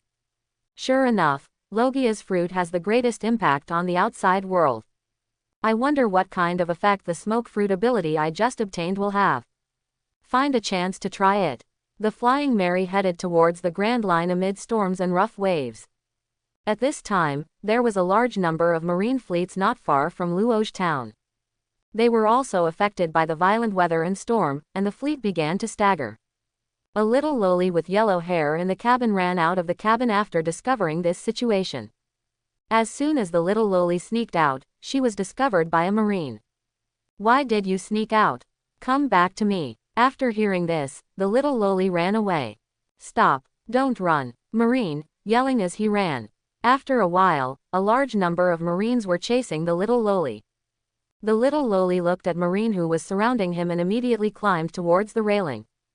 Get down here, come down quickly, it's dangerous up there. The little loli quickly climbed up, ignoring Marine's shouts below. Not long after the little loli climbed to a platform at the top, the marine boat capsized under the huge wind and waves. The little loli quickly fell into the sea and was washed by the waves, not knowing where she was going. Vice Captain, aren't the waves too strong? Should we really go to sea at this time? Usopp asked in horror. As the wind and waves strong, Chen Fang whispered to himself. This sentence reminded him of a line from his previous life. The louder the waves, the more expensive the fish. Don't worry, our Fatian melee is strong and reliable enough. It can still withstand the wind and waves. Nami's calm voice sounded. Really, Nami? Usopp still had some distrust in his heart. This storm was too big. Nami glanced at Usopp and did not continue to answer. She began to steer hard. The rest of the people were doing their own thing. Luffy was sitting on the bow of the boat, Zoro was standing in front of the pole, and Sanji was smoking a cigarette in the wind and waves. Seeing that no one was paying attention to him, Usopp didn't ask for trouble.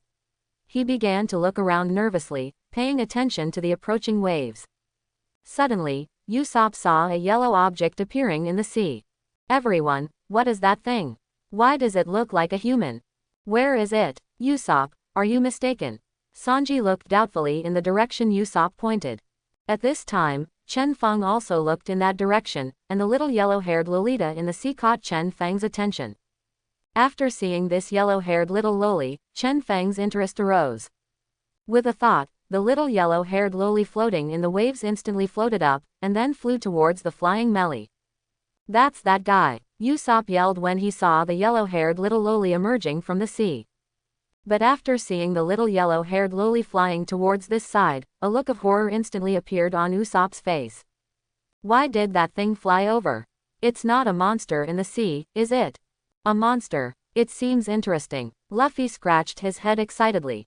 Zoro had already put his hand on the hilt of the knife. If it were a monster, he would take action at any time. Sanji also stared at the yellow-haired monster and stretched out his right foot a short distance away. At this time, Chen Fang's voice sounded. That's not a monster, just an ordinary little human girl. And I saved her, so you don't have to worry. Everyone was shocked when they heard Chen Fang's words. So that's not a monster, but a person. Usopp breathed a sigh of relief. He still believed what the vice-captain said. Hey, since that's not a monster, does it really have the vice-captain's ability? Luffy thought of what happened in the square before. Zoro removed his hand from the handle of the knife and turned to look at Chen Fang. His guess was correct. Is that the vice-captain's ability? Shinigami is also a devil fruit user.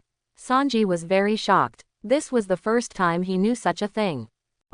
It turns out that not only Luffy is a devil fruit user, but also the vice-captain. Usopp was a little confused. Nami, who was at the helm, had no expression on her face. She had known about this before. At this time, the yellow-haired little loli in the air looked very frightened. What happened? Why did I fly? Are there monsters in the sea? Before the yellow-haired little loli could react, she suddenly accelerated, so she closed her eyes subconsciously. 3 seconds later, she felt that there was no danger anymore and she seemed to be descending slowly, so she opened her eyes. The yellow-haired little loli opened her eyes and was startled when she saw several figures suddenly appearing in front of her. Ghosts, monsters. Looking at the straw hat boy in front of him, an old man in a black suit, a green algae head with 3 knives on his body, and a monster with a long nose, the little yellow-haired loli shrank into a ball in fear. Don't come over here. I'm still a child. I don't have much meat on my body and it doesn't taste good. What is she talking about? How can we be monsters? We are just pirates. Luffy expressed great confusion and helplessness. Kid, we are not monsters, you don't have to be afraid. Yes, kid, you don't have to be afraid, we won't hurt you, and it was our vice-captain who saved you. Usopp showed what he thought was the kindest smile. Zoro looked at the yellow-haired little loli in front of him coldly and said nothing. At this time, the yellow-haired little loli only remembered what the straw hat boy said in her mind. They are pirates. They are actually pirates. I finally ran out of Marine's ship, but I was rescued by pirates. The little yellow-haired Lolita was about to cry. In her eyes, all she saw were murderous pirates, which was really terrifying. Don't come over here, you devils. The yellow-haired little loli immediately curled up and retreated, trying to stay away from these devil-like pirates as quickly as possible. Devil, who is she talking about? Usopp. Luffy looked at Uso next to him in confusion. I'm not sure. Could it be that she's hallucinating? Usopp also expressed confusion. You must be so scary that you were mistaken for a devil by this cute little sister. Sanji laughed. Sanji used what he thought was the coolest and most handsome move, and then talked to the little yellow-haired Lolita. Little sister, don't be afraid. They are just a little uglier. They are not demons. Even if there are demons, I will protect you. The yellow-haired little loli's fear suddenly diminished when she saw Sanji's irritating and disgusting movements, and she began to slowly look at the people in front of her. The guy with yellow hair and curly eyebrows does not look like a devil, but he does look like a middle-aged greasy uncle. The smiling boy in the straw hat didn't look like a bad guy, but the guy with the long nose looked like a bad guy. The man with 3 knives in the distance must be the pirate devil. As for the man with only this knife, he looks quite handsome. He should not be a pirate. Could it be that he was forced onto the ship by these pirates? Finally, the little yellow-haired loli turned her attention to Nami at the helm, feeling sympathy in her heart. This beautiful sister is so pitiful. She must have been forced onto the ship by these pirates. Looking at the frightened yellow-haired little loli, Chen Fang glanced at Sanji. Sanji, I leave this little girl to you. Keep an eye on her first and ask her why she is in the sea. I understand, Vice Captain. Although Sanji was a little unhappy, he could only follow the order. Sanji walked towards the yellow-haired little loli with a smile on his face. Little sister, don't be afraid. We are good people and won't hurt you. It's too dangerous on the deck. Come on, brother, let's take you to the cabin. Uncle, don't come over here. The yellow-haired little loli's face was filled with fear. After Sanji heard what little loli said, his heart seemed to be hit hard and his face turned pale. He actually called uncle, and he also disliked me. Sanji completely broke his guard. Chen Fang looked at the yellow-haired little loli. We won't hurt you, but you'd better go into the cabin obediently and choose one of these people to take you into the cabin. After hearing Chen Fang's words, the yellow-haired little loli looked at Chen Fang, and her face instantly became more frightened. She felt that the man in front of her was so scary. Intuition told the yellow-haired little loli that if she didn't listen to this man, she would be killed. This man is a demon, no, he is a Shinigami, and he will really harvest her life. So she immediately looked at the remaining people, and almost instantly, she selected the candidate. I want the Straw Hat Boy to take me into the cabin. Hey, is it me? Luffy pointed at his face with a very surprised expression. The yellow-haired little loli nodded immediately in affirmation. Then take him in, Luffy. Chen Fang glanced at Luffy and said. No problem, Vice Captain, it seems that my captain has to take action. Luffy walked towards the little Lolita. Come on, I'll take you into the cabin. Luffy stretched out his hand with a smile on his face. Looking at Luffy with a smile on his face, the yellow-haired little loli slowly stretched out his hand and took Luffy's hand. Come on, let's go in. Luffy pulled the little yellow-haired loli towards the cabin. When Chen Fang saw this scene, he lay down on his rocking chair, which was still dry.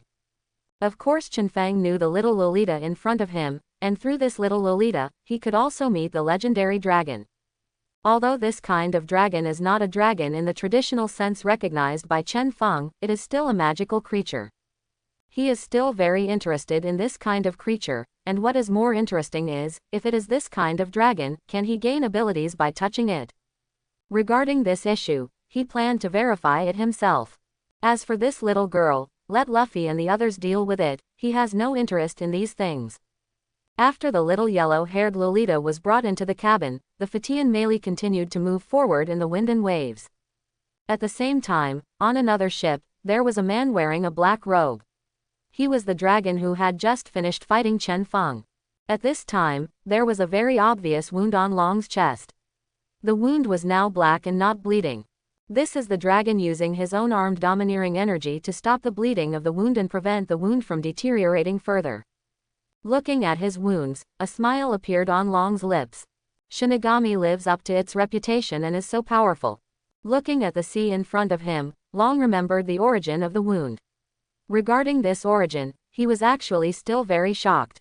In the battle with Shinigami, he used his coiled dragon stick to almost completely block Shinigami's slashes, but at the last moment, he was slashed in the chest by Shinigami. In fact, he had clearly blocked that blow, but Shinigami's sword suddenly split open and still cut his chest. He was actually very puzzled by this. The sword of Shinigami is a black sword.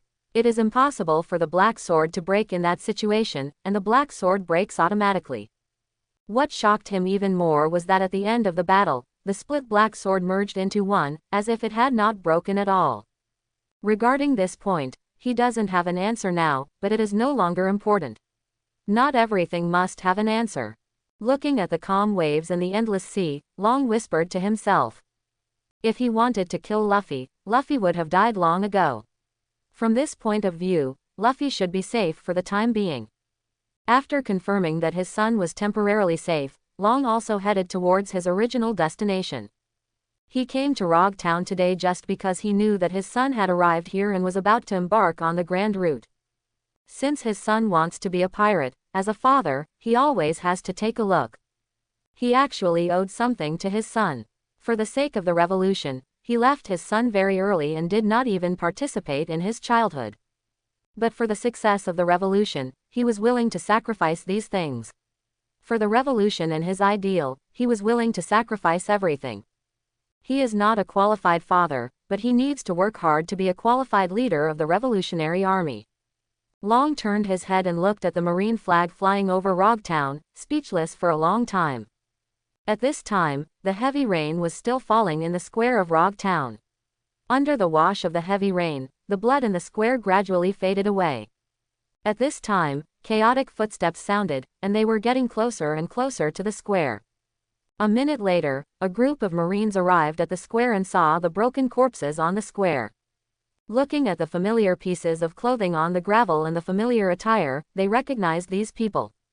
Captain Smoker. Several Marines knelt in front of Smoker's broken corpse, tears kept flowing from their eyes, and were washed away by the heavy rain. In the waves not far from here, a Marine colonel was scolding the Marine soldiers in front of him. "What did you losers do? You couldn't even take care of a little girl. You actually let her escape. Look for me, keep looking for me, that little girl is related to the secret of the Millennium Dragon. If you can't find it, you can't afford it." "Understood, Colonel, I'll go immediately." The Marine soldier saluted with a military salute and then ran outside. After Captain Marine saw the Marine soldiers leaving, he turned and looked at the rough sea. The weather can change at any time. Just a moment ago it was clear, and now it's like this. It's really unlucky. I hope this weather will not affect our exploration of the secrets of the Millennium Dragon. At this moment, the phone rang, and Colonel Marine immediately picked up the phone. After hearing what the other person said, Colonel Marine immediately looked serious. "Don't worry, it's 70% certain that the Thousand-Year Dragon is indeed related to that little girl. Please rest assured, we will definitely find out the secret of the Thousand-Year Dragon and bring back the Thousand-Year Dragon." The phone was hung up, and Colonel Marine's expression turned gloomy. "It seems that to speed up the progress, we must find the little girl first. That little girl is the key." At this time, on the Fatian melee, Zoro looked at Chen Fang. "Vice Captain, who won the battle between you and the leader of the Revolutionary Army?" Chen Fang turned his head and looked at Zoro. "It's a tie." Zoro heard Chen Fang's answer and leaned against the railing without speaking, but his hand unconsciously tightened the handle of the knife. Is Luffy's father actually so strong? He actually tied with the vice captain. Usopp was very shocked, which seemed very incredible to him. But why does Luffy know so little about his father? Sanji was trying to light his cigarette again. That's right, when they asked Luffy about his father before, Luffy said that he had no impression of his father. Regarding this answer, they were not able to accept it. However, they were still a little surprised that Luffy's father was so powerful. In fact, what surprised them even more was the identity of Luffy's father. That dragon is called the most ferocious criminal by the world government. He is also the most hated object of the world government and the leader of the Revolutionary Army. But if they knew that Luffy's grandfather, Monkey D. Garp, was the Lieutenant General of Marine Headquarters, they would be even more shocked. Grandfather and grandson third generation have completely different identities. Grandpa is a Lieutenant General at Marine Headquarters. His father is the leader of the Revolutionary Army. Their son, Straw Hat Luffy, is a pirate, and he wants to become One Piece. This is such an interesting family, isn't it? At this time, Usopp also thought of his father, who was also a powerful maritime warrior. One day I will become a powerful sea warrior like my father. Usopp clenched his fists and swore secretly. Sanji turned his head and glanced at the cabin and looked at Chen Fang. Vice Captain, I'm not too worried about Luffy and that little girl. I'll go in and take a look first. Go ahead and keep an eye on that little girl. I'll leave the intelligence issues to you. Chen Fang gave instructions again. No problem. I'm also curious as to why a little girl is in the sea. Sanji walked directly towards the cabin. Nami was thinking in her mind as she steered the ship. It turns out that Luffy's father is actually the leader of the Revolutionary Army. That guy's identity is really not simple. With such an identity, would he still come here to catch pirates? It's really incomprehensible. However, as the son of the leader of the Revolutionary Army, he should be very rich. If possible, then. A weird smile appeared on Nami's face. In the cabin, the yellow-haired little loli looked at the smiling Straw Hat Boy cautiously. After discovering that the Straw Hat Boy had no intention of threatening or harming her, the little yellow-haired loli looked around, and then waved gently to Luffy. Hey, are you calling me? Luffy looked around, but there was no one around. At this time, the yellow-haired little loli continued waving her hands. Luffy approached the yellow-haired little loli with a confused look on his face. What do you want to do? The yellow-haired little loli looked at the Straw Hat Boy who was approaching and whispered in his ear. Brother Straw Hat, were you also forced by that pirate demon? Let's find a chance to escape from here, okay? Why do you want to escape from here? No one forced me, Luffy said loudly in confusion.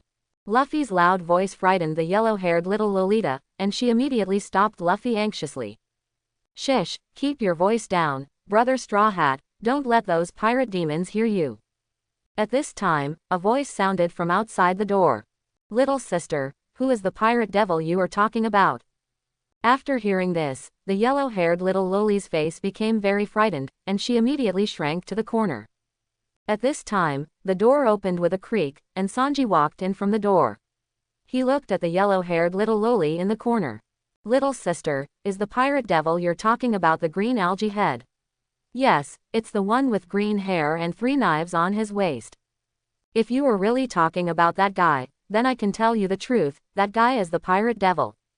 But little sister, you can rest assured that my brother will protect you and will never let that pirate devil hurt you. Seeing the expression of the wretched old man in front of her, it was difficult for the little yellow-haired Lolita who was huddled in the corner to have a good impression. She looked at the Straw Hat Boy beside her. Brother Straw Hat, can you tell this uncle to stop laughing? He looks so vulgar when he laughs. Is this really true? Luffy immediately turned his head and saw Sanji's frozen expression. But I think Sanji looks pretty good when he smiles. Luffy was a little confused. Sanji, who was already petrified on the spot, felt as if his heart was broken. Does he look obscene when he smiles? Ha ha, ha ha. Half an hour later, Sanji and Luffy looked at the little yellow-haired Lolita in front of them and sighed. Although this yellow-haired little loli still thought Sanji was a wretched uncle, she finally told the two of them the reason why she appeared here. At the same time, I also learned her name, Abyss. It turns out that Abyss was captured by Marine, and she was able to escape because a particularly large wave capsized the boat. After learning the news, Sanji and Luffy decided to send the little yellow-haired Lolita Abyss back to her home. Sanji looked at the little yellow-haired Lolita Abyss who was whispering to Luffy. Abyss, Luffy, you guys chat first, I'll tell the vice captain these things. Okay, Sanji, you go ahead. Luffy waved his hand and did not look back. Seeing these situations, Sanji looked helpless and turned around to leave. After arriving on the deck, Sanji walked up to Chen Fang. Vice Captain, the name of the little girl with yellow hair is Abyss. She was captured by Marine. She just escaped from Marine. Luffy and you both hope to send her home. No problem, Chen Fang agreed readily. Facing such a cheerful deputy captain, Sanji was a little stunned and reacted immediately. Thank you, Vice Captain. Sanji smiled and turned to look at the rest of the crew. Everyone, you are all hungry. I'm going to cook first. Is there anything in particular you want to eat? You can tell me. The others turned around and told Sanji what they wanted to eat. After Sanji confirmed what the crew wanted to eat, he walked towards the cabin. The Fatian melee continued to move forward in the wind and waves. Ding ding ring, ding ding ring. The phone rang in an unknown room. An old man walked up to the phone and answered the phone. What's matter? Report to the Sengoku Fleet Admiral that Captain Smoker died in battle. He was killed by the Shinigami in Loguetown. What? Smoker was killed by Shinigami? Didn't they let them go? Sangwo's words stopped abruptly, he sighed and hung up the phone. If Smoker could listen to the advice, he would not. Now he is just a little captain, and he would have become a lieutenant general at the headquarters. Looking at it now, everything is destined by cause and effect. Since Shinigami and the others went to Loguetown, they would definitely encounter Smoker. With Smoker's character, it wouldn't be any surprise for this to happen. It's just a pity, but this kind of thing couldn't happen again. Warring States clenched his fist tightly. 30 minutes later, the conference room at Marine headquarters was full of people. These are all lieutenant generals and major generals from the Marine headquarters, with the Sengoku Fleet Admiral sitting at the top. Now that everyone is here, let's start the meeting. Warring States was the first to speak. Sengoku, why are you holding another meeting? Is there something big going on? Garp asked while eating senbei. Warring States looked at Garp like that and became angry. How late is your news? Don't you know that such a big thing happened? Warring States was very angry. What happened? I need you to stand up here and get angry. The look on Garp's face became more serious, but he was still eating senbei. Smoker died in the battle in Loguetown. It was Shinigami who killed him. Sengoku suppressed his anger and could not hold back from punching that guy Garp. Ah, so Smoker is dead. If it was Shinigami who did it, it doesn't seem to be a surprise. It seems that the bounty you set in Sengoku is not deterrent enough. Garp remained calm. As for Smoker, he actually knew very well that with that guy's character, it would be a good thing if he didn't chase Shinigami. Now that Shinigami has arrived in Loguetown, there is nothing he can do. Who makes that guy Zepha's apprentice? They all follow Marine's true justice, but who knows if it is true justice? Garp, what's your expression now? Do you know whose ship Shinigami is on? Don't pretend to be stupid, I know you know. Sengoku stared at Garp. So what if I know? I won't interfere with whatever you want to do. Garp was still eating senbei. Seeing the helpless Garp, Sangwo suppressed his anger and waited until the meeting was over before dealing with him. Warring States temporarily averted his eyes and looked at the rest of the people. He was about to have a meeting and ignored this guy for now. But just when Sengoku was about to speak, Garp's voice sounded again. Ah, why are there no more senbei? It's so sad. Garp's tone was very sad. Garp, get out of here. Warring States pointed at the door and yelled. He really couldn't stand this guy anymore. Oh, okay, I'll break up the meeting first. Garp acted very nonchalantly and walked directly towards the door. The sound of the door closing sounded, and Garp's figure completely disappeared. Looking at the closed door, Zhongguo let out a sigh of relief. Okay, let's continue with the meeting. The next meeting is about Shinigami and his pirate group. After Garp left, the meeting continued normally. After an hour, the meeting ended. Warring States said that the meeting was over and immediately left the meeting room. 3 minutes later, Warring States opened a door and walked inside. You guy, you only have senbei in your mind, right? I've tolerated you for a long time. Warring States raised his fist and smashed it at the people in the room. 2 hours later, the abnormal weather caused by the dragon had recovered, and everyone on board the flying melee saw the long-lost sunshine. Okay, finally there are no waves and no storm. Nami stretched with a thankful smile on his face. Yes, that's great. Usopp agreed. At this moment, Luffy rushed out of the cabin with an excited smile on his face. Everyone, I have something very important to say. Behind Luffy, there was Sanji who was pulled out by him, and a sneaky yellow-haired little loli. Do you have something very important to tell us, Luffy? Nami rolled her eyes, saying she didn't understand at all. Yes, Luffy, what do you want to say? Usopp asked immediately. Everyone, what is your future dream? Luffy looked at everyone curiously. Dream, Nami muttered to himself after hearing these 2 words. My dream, Usopp also began to think. Zoro looked sideways at Chen Fang and tightened his grip on the handle of the knife. I want to become the world's best swordsman. After hearing this answer, Luffy turned to look at Zoro and shouted with a smile on his face. I want to be a one-piece man. After hearing Luffy's passionate shouting, the 3 of them also smiled and said, I want to find all blue and make the most delicious food in the world. I want to draw a map of the world. Nami looked at her and clenched her fists firmly. After listening to Sanji and Nami's dreams, Luffy turned to look at Usopp. Usopp hesitated for a moment, then roared high-spiritedly.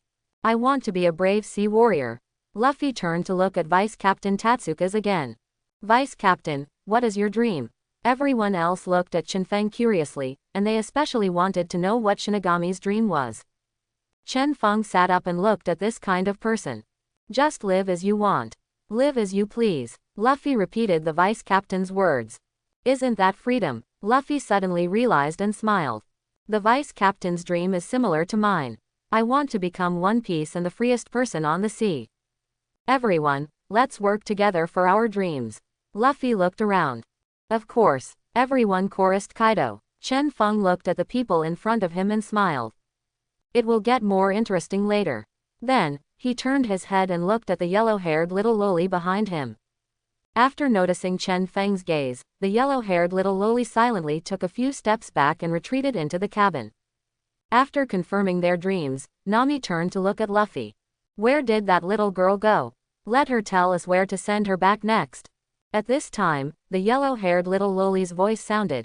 My home is on Battleship Island, you can just send me back there. Battleship Island, I understand. Nami immediately began to adjust the course and sailed towards the location of Battleship Island. After sailing for 2 hours, Luffy, who was sitting on the bow of the ship, became a little bored. When will we arrive, Nami? It's still early, I guess there's still half a day to go. Kaido, Nami didn't even look back. Is it still that long? It's so boring. Feeling bored, Luffy raised his head and began to look around at the sea. At this time, several ships in the distance appeared in Luffy's sight. What kind of ships are those? Why do they look familiar? Luffy stood up and looked hard. 30 seconds later, Luffy suddenly reacted to the familiar signs on the ship.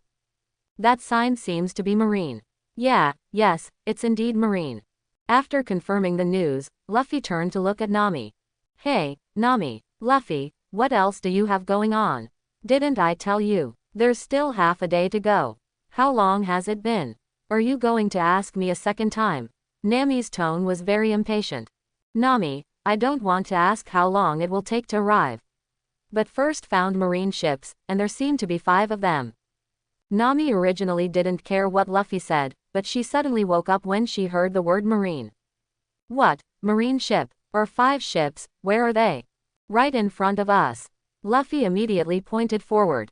Nami stood up with a loud sound, ran to Luffy, and looked forward. Looking at the 5 marine ships flying marine flags in the distance, Nami panicked. How come we meet so many marines here? They're all so close, it's too late to run away now. Nami turned to look at Chen Fang on the recliner. Vice Captain, what should we do now? There is a large group of marines coming towards us over there. After Chen Fang heard Nami's anxious words, he replied calmly. I'll take care of it, just drive forward. Nami calmed down after hearing the deputy captain say he could solve it. Yes, the deputy captain can solve it. Didn't the previous 3 marine ships also be easily solved? This time there are only 5 ships, so there should be no problem. Nami immediately took the helm and sailed without losing speed. At the same time, Marine also discovered the existence of the Flying Mary. Report to the colonel, there is a pirate ship sailing towards us in the distance. The colonel was a little surprised when he heard the marine soldiers report. Are you sure that there is only one pirate ship, and he still dares to sail towards us? Didn't that pirate ship just turn around? Reporting back to the colonel, there is indeed only one pirate ship, and they have no intention of slowing down. That's really interesting. Is he a newbie pirate who is not afraid of death? I'd better go out and have a look. The colonel showed an interested look on his face. After arriving on the deck, the colonel looked at the pirate ship getting closer and closer, raising the corner of his mouth. I didn't expect that on the way to find the 1,000-year dragon, I would encounter such stupid pirates. It's really interesting. Speed up, I want to see who these pirates are. Understood, Colonel. The 5 marine ships accelerated towards the Flying Melly. 10 minutes later, everyone on the Fatian Mary looked at the marine ship surrounding me and was ready to fight. Chen Fang also stood up from the deck chair and looked at the approaching marine ship. The colonel looked at the pirate ship in front of him and found that the pirates on the pirate ship showed no fear at all. He was a little confused, but he didn't think much about it. Just when he was about to shout for the pirates on the other side to surrender, a marine soldier walked up to him. The marine soldier's face looked very anxious. Colonel, I know the origin of this pirate ship. They are pirate hunters, Shinigami's pirate ship. What did you say, pirate hunter, Shinigami?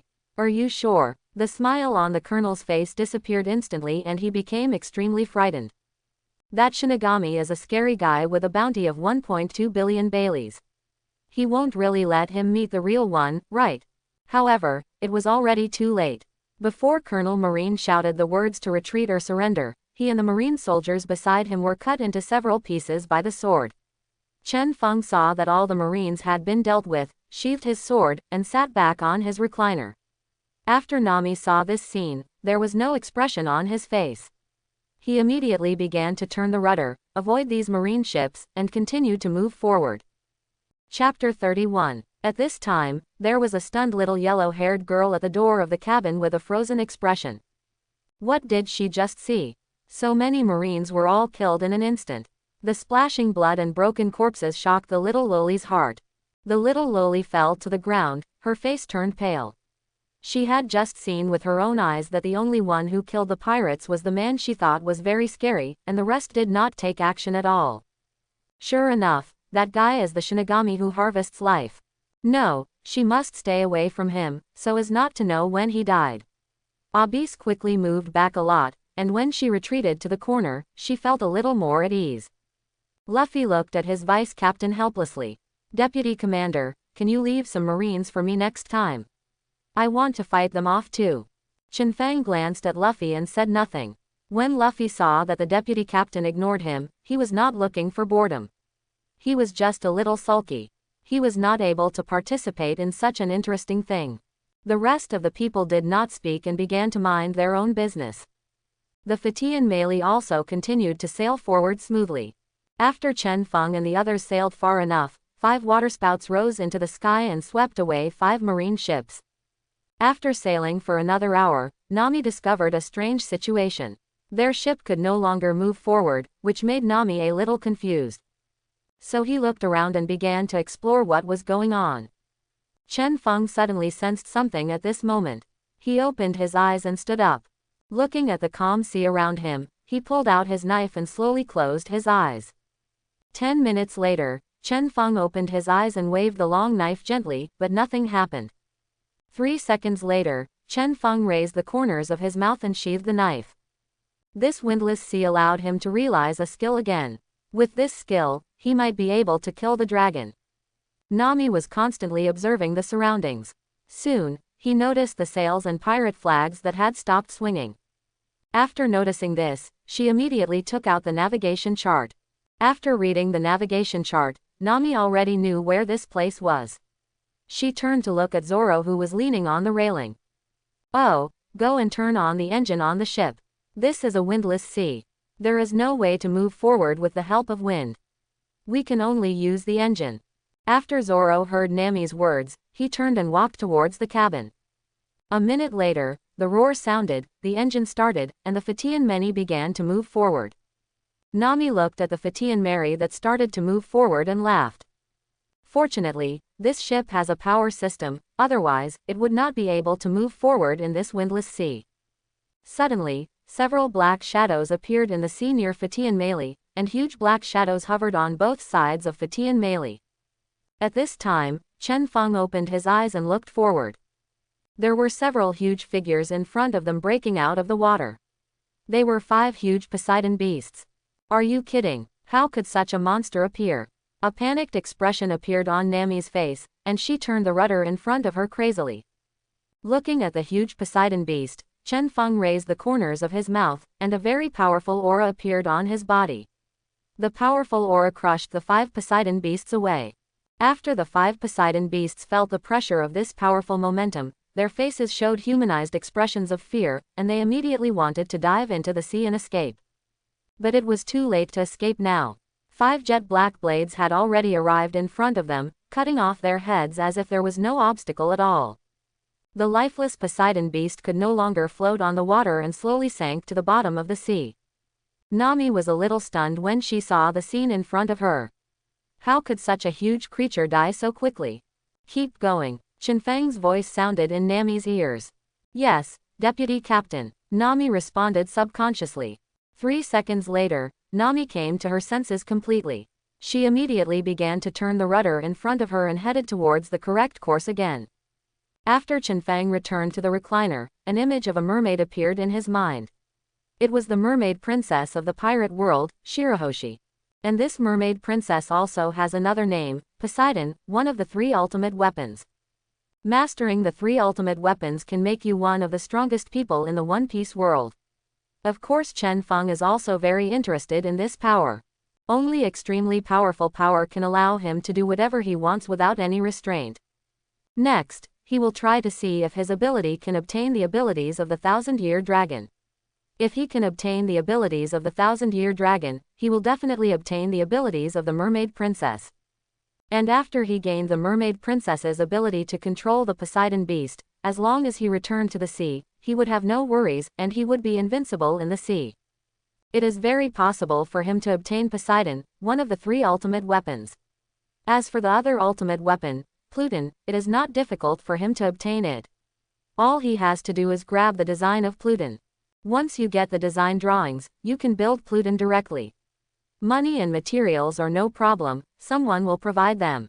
As for Uranus, one of the 3 ultimate weapons, what will it be like? Chen Fang is still very curious about this. However, he believed that he would definitely have a chance to see it. As long as Pluton appeared, Uranus would also appear. This was inevitable. But everything has to be done step by step. The next step is to test whether you can obtain the ability of the 1,000-year dragon. Chen Fang looked at the calm sea in front of him, admiring this rare beauty. That place is Battleship Island. I'm finally back. The little yellow-haired Lolita BC looked at the island in front of her and shouted excitedly. That's right, after half a day of sailing, they finally arrived at Battleship Island. Is this Battleship Island? It looks pretty good. Luffy smiled and looked at the island in front of him. Everyone, let's get ready to land on the island. Luffy turned to look at everyone with a smile. At this time, the excited expression of the little yellow-haired Lolita Abyss suddenly froze. Do these pirates actually want to go to the island? So is she inviting a wolf into the house? Will these vicious pirates burn, kill and loot on the island? Wouldn't that Shinigami kill everyone on the island? At this time, Abyss was very frightened. In his mind, the townspeople on Battleship Island were all killed by the vicious pirates, and the entire Battleship Island turned into a sea of fire. No, you can't do that, you can't do that. Abyss yelled these words, with fear and anger on her face. Abyss, what are you talking about? What can't we do? Do you mean we can't land on the island? Luffy looked very confused. After hearing Luffy's words, Abyss suddenly reacted. What was she saying just now? Wouldn't her yelling so loudly really anger these vicious pirates? That Shinigami must have been angered by her roar.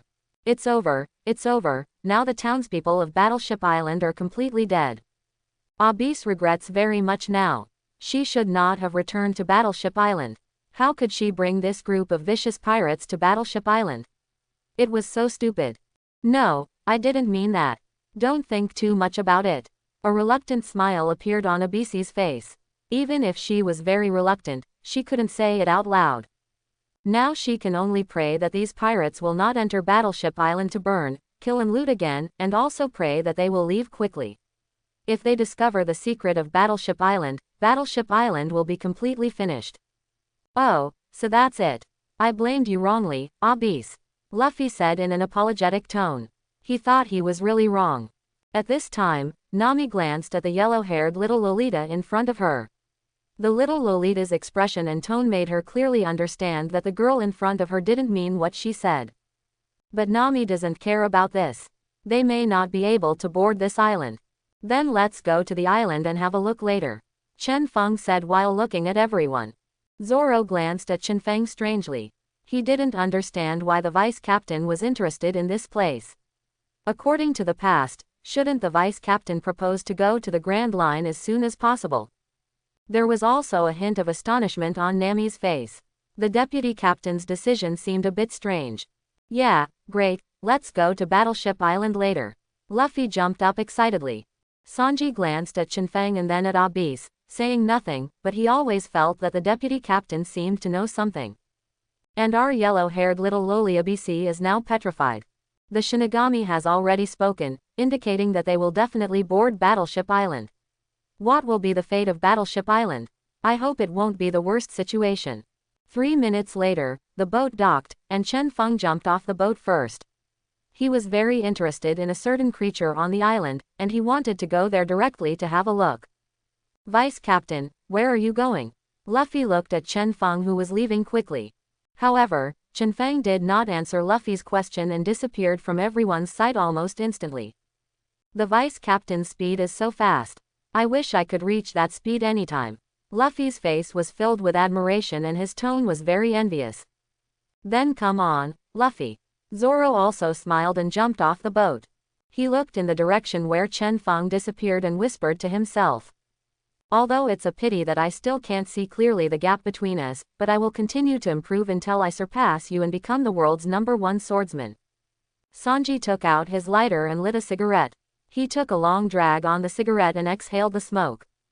In the smoke, there seemed to be faces of my own brothers and sisters, either smiling, showing disdain, or ignoring them. And there was a face in the smoke that impressed him most. It was the man who did not deserve to be called his father, and the person he hated the most in his life. As the smoke dissipated, the faces of these people disappeared, just like their lives. At this time, Luffy's voice sounded. Hey, Sanji, hurry up. You're the only one left on the boat. If you don't hurry up, we won't wait for you. Sanji looked at Luffy and others who had walked far away and responded immediately. I'll be right away. He put the cigarette in his mouth, jumped off the boat, and Luffy and the others chased after him. 5 minutes later, Chen Fang came to a cave according to his memory, and he walked directly in. After Chen Fang walked into the cave, a huge creature immediately raised its head and looked at Chen Fang with wide eyes. Looking at the huge creature in front of him, known as the Millennium Dragon, Chen Fang's body instantly surged with powerful aura. The Millennium Dragon's pupils shrank and it passed out. Chen Fang walked up to the Millennium Dragon, raised his fist, and hit the Millennium Dragon's head with the fist covered in armed colors. A dull sound sounded, and the Millennium Dragon entered a state of near death. He gently pressed his hand on the Millennium Dragon's head, and instantly, some abilities appeared in his mind. Feeling the ability that appeared in his mind, Chen Fang raised the corners of his mouth slightly. This is enough. It seems that he can indeed obtain the abilities of these creatures, but due to species limitations, he cannot use those special biological racial abilities. For example, the 1,000-year dragon can fly with its wings, but Chen Fang has no wings, so he cannot fly like the 1,000-year dragon, but that is not important, as long as he can obtain the other abilities. Chen Fang glanced at the unconscious Millennium Dragon, turned around and walked out of the cave. The next thing he needed to do was to go to the New World as quickly as possible. At this moment, he suddenly thought of something and turned to look at the dying 1,000-year-old dragon. 3 seconds later, he turned around and walked out of the cave. After all, he gave up that idea. In fact, it was not necessary, and there was no shortage of time. At the same time, in a certain marine base, a marine major general became furious when he saw the phone bug that could not be connected. Why haven't those idiots come back yet? Haven't they found the Millennium Dragon yet? Do I still need to take action myself? They are really useless. Someone, prepare a boat for me. I want to get the 1,000-year dragon myself. As you command, Major General. 10 minutes later, 10 marine ships moved in one direction. The furious Marine Major General stood on the deck of the ship at the front, looking at the sea ahead with a gloomy expression. At this time, Chen Fang had returned to the town and knocked on a door. Please wait a moment, I will come to give you the gate of opening right away. A little girl's voice sounded. With a creak, the door opened, and Chen Fang looked at the little yellow-haired Lolita Abisi at the gate of opening. Abis opened the gate of opening and was startled when she saw Chen Fang outside the door. But he quickly concealed his fear with a clumsy expression and forced a smile on his face. Excuse me, please come inside. Chen Fang glanced at the little loli and walked towards the room without saying anything. The people in the room were Luffy and others. They were all looking at the school gate, curious about who would come in. After seeing that it was Tatsufang, Luffy shouted excitedly with a smile. Vice Captain, you are finally here. The food at Abisi's house is delicious. Come and try it. Vice Captain, you are finally back. Nami smiled flatteringly. Vice Captain, Luffy is right, come and try it, these foods are delicious. Usopp also strongly recommended the food in front of him. Sanji and Zoro drank the tea in front of them and did not speak. Chen Fang walked to an empty seat and sat down, taking a sip of the tea in front of him. The tea tasted really good. At this time, Abis spoke. Dear guests, please eat first. I have some things to do, so I'll excuse you for now. After saying this, the yellow-haired little loli walked out directly. After leaving the room, the yellow-haired little loli immediately walked towards a woods, with a worried look on her face. Chen Fang looked at the little yellow-haired lolita leaving without paying attention. Of course he knew what she was going to do. It seems that he is here. If you wait a little longer, you will be able to see this once in a millennium scene in the pirate world. 10 minutes later, Luffy stopped eating and raised his head, looking curiously. Everyone, didn't you see where Abyss went? When did she leave? After hearing what Luffy said, everyone was speechless. Feelings. You didn't listen to Abyss at all just now, did you? Everyone else told me to leave for a while, but you didn't listen at all. It's really leaving me speechless. Abyss said she would go out for a while, so we can enjoy the food here. Usopp replied. Ah, she went out. Then I'll go out and find her. Luffy stood up and walked outside. What are you doing out here? You're not familiar with this place. What will happen if you get lost later? Usopp shouted hurriedly. Okay, Luffy, just sit down. Abyss will be back soon. You'll be in trouble if you get lost later. Zoro also advised. Don't worry, I won't get lost. Luffy smiled and turned to look at the two of them, then walked out directly. Nami looked at this scene with cold eyes. After Luffy went out, she turned to look at Chen Fang. Seeing that Chen Fang didn't care, she had no choice but to shrug and continue to taste the food. Sanji also kept tasting the food in front of him. For him, food cannot be wasted, otherwise it would be disrespectful to the food. After Luffy went out, he glanced around suspiciously, with a puzzled expression on his face. Then which direction should we go to find Abyss next? Okay, let's go in this direction. Luffy directly chose the left direction and walked towards a small forest. At this time, in a cave, Abyss looked at the completely unconscious Millennium Dragon in front of her, tears streaming from her eyes. Master Long, what's wrong with you? Master Long, wake up. Master Long, you can't die, Master Long. Master Long, I haven't found your hometown yet, why are you dead? Abyss's tears were flowing as if she didn't need money. If she hadn't been worried that something might happen to Mr. Long, she wouldn't have come here now. Although those pirates saved her, they were definitely not good people. So after dragging those pirates back, she tried to move Master Long as quickly as possible, but she didn't expect that Master Long was actually dead. After all, she was a step too late and failed to send Mr. Long back to his hometown before he died. 10 minutes later, Abyss stopped crying. There is no use crying now, Mr. Long will not come back to life. Next, she must cheer up. She must send Mr. Long back to his hometown, even if it is a corpse, she must send Mr. Long back to his hometown. Abyss wiped away the tears on her face and walked firmly out of the cave. 3 minutes later, Abyss returned to the forest near her home, where she saw a figure that should not be in this place. Although she was very panicked when she saw this figure, she quickly stabilized her mentality and asked the figure in a calm tone. Luffy, why are you here? Shouldn't you be at home with those other people? Hey, Abyss, are you really here? It seems that my guess is correct. Luffy looked at Abyss with a bright smile. Guess? What guess? Abyss's face suddenly changed. Could it be that the Straw Hat Boy in front of her guessed something? What should she do? What should she do now? Is that the only way? Abyss, what's wrong with you? Why does your face suddenly become so ugly? Luffy was very confused. By the way, Abyss, why did you come to the forest? Don't you know why I came to the forest? Abyss blurted out. I don't know. I just guessed that you might appear in this place based on intuition. Luffy pointed to his brain. So that's it. Abyss breathed a sigh of relief. It turns out that the Straw Hat Boy didn't know anything before. He just happened to come here. Everything was lucky. Then let's go back, Luffy, they are still waiting for us. Abyss hurriedly took Luffy's hand and ran towards home. Luffy, who was pulled away, looked back at the depths of the forest, then withdrew his gaze and ran towards Abyss' home.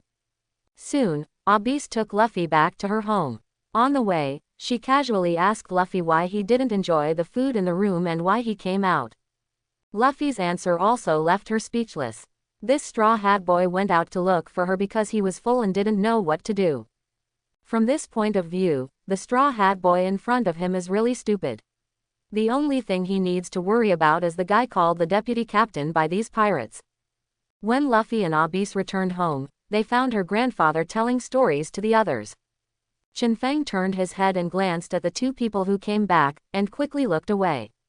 Judging from the time they left, Luffy had not discovered the existence of the 1,000-year dragon.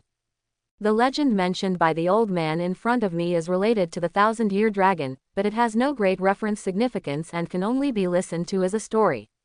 Seeing this situation, Abyss breathed a real sigh of relief. These pirates were sitting here peacefully and showed no signs of going out. Luffy, you go back and sit down first while I prepare tea for you. After Abyss finished speaking, she turned and walked towards the kitchen. Luffy nodded, walked to sit next to Usopp, and began to listen to the story.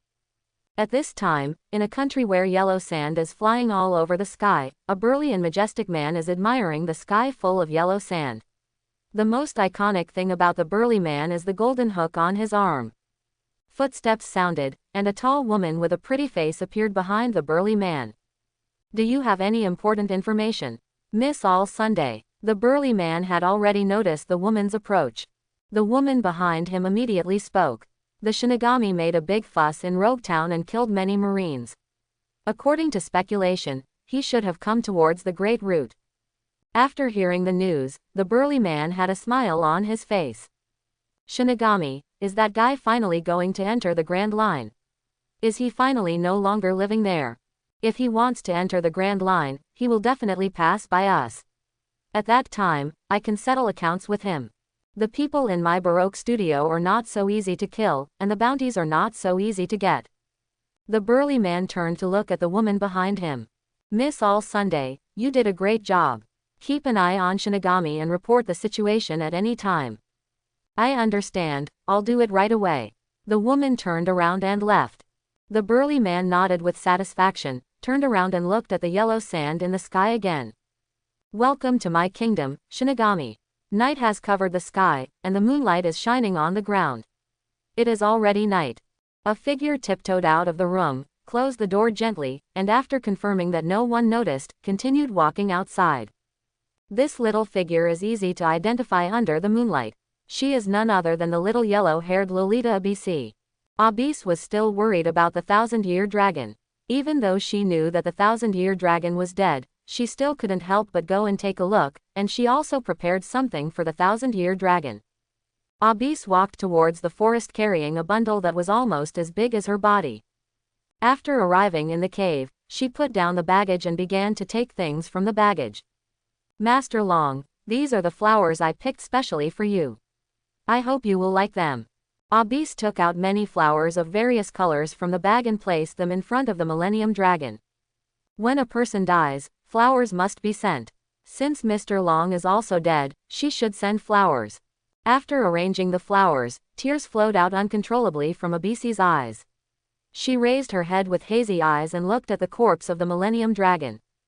But at this time, she discovered an incredible situation. The 1,000-year dragon was looking at her with big eyes.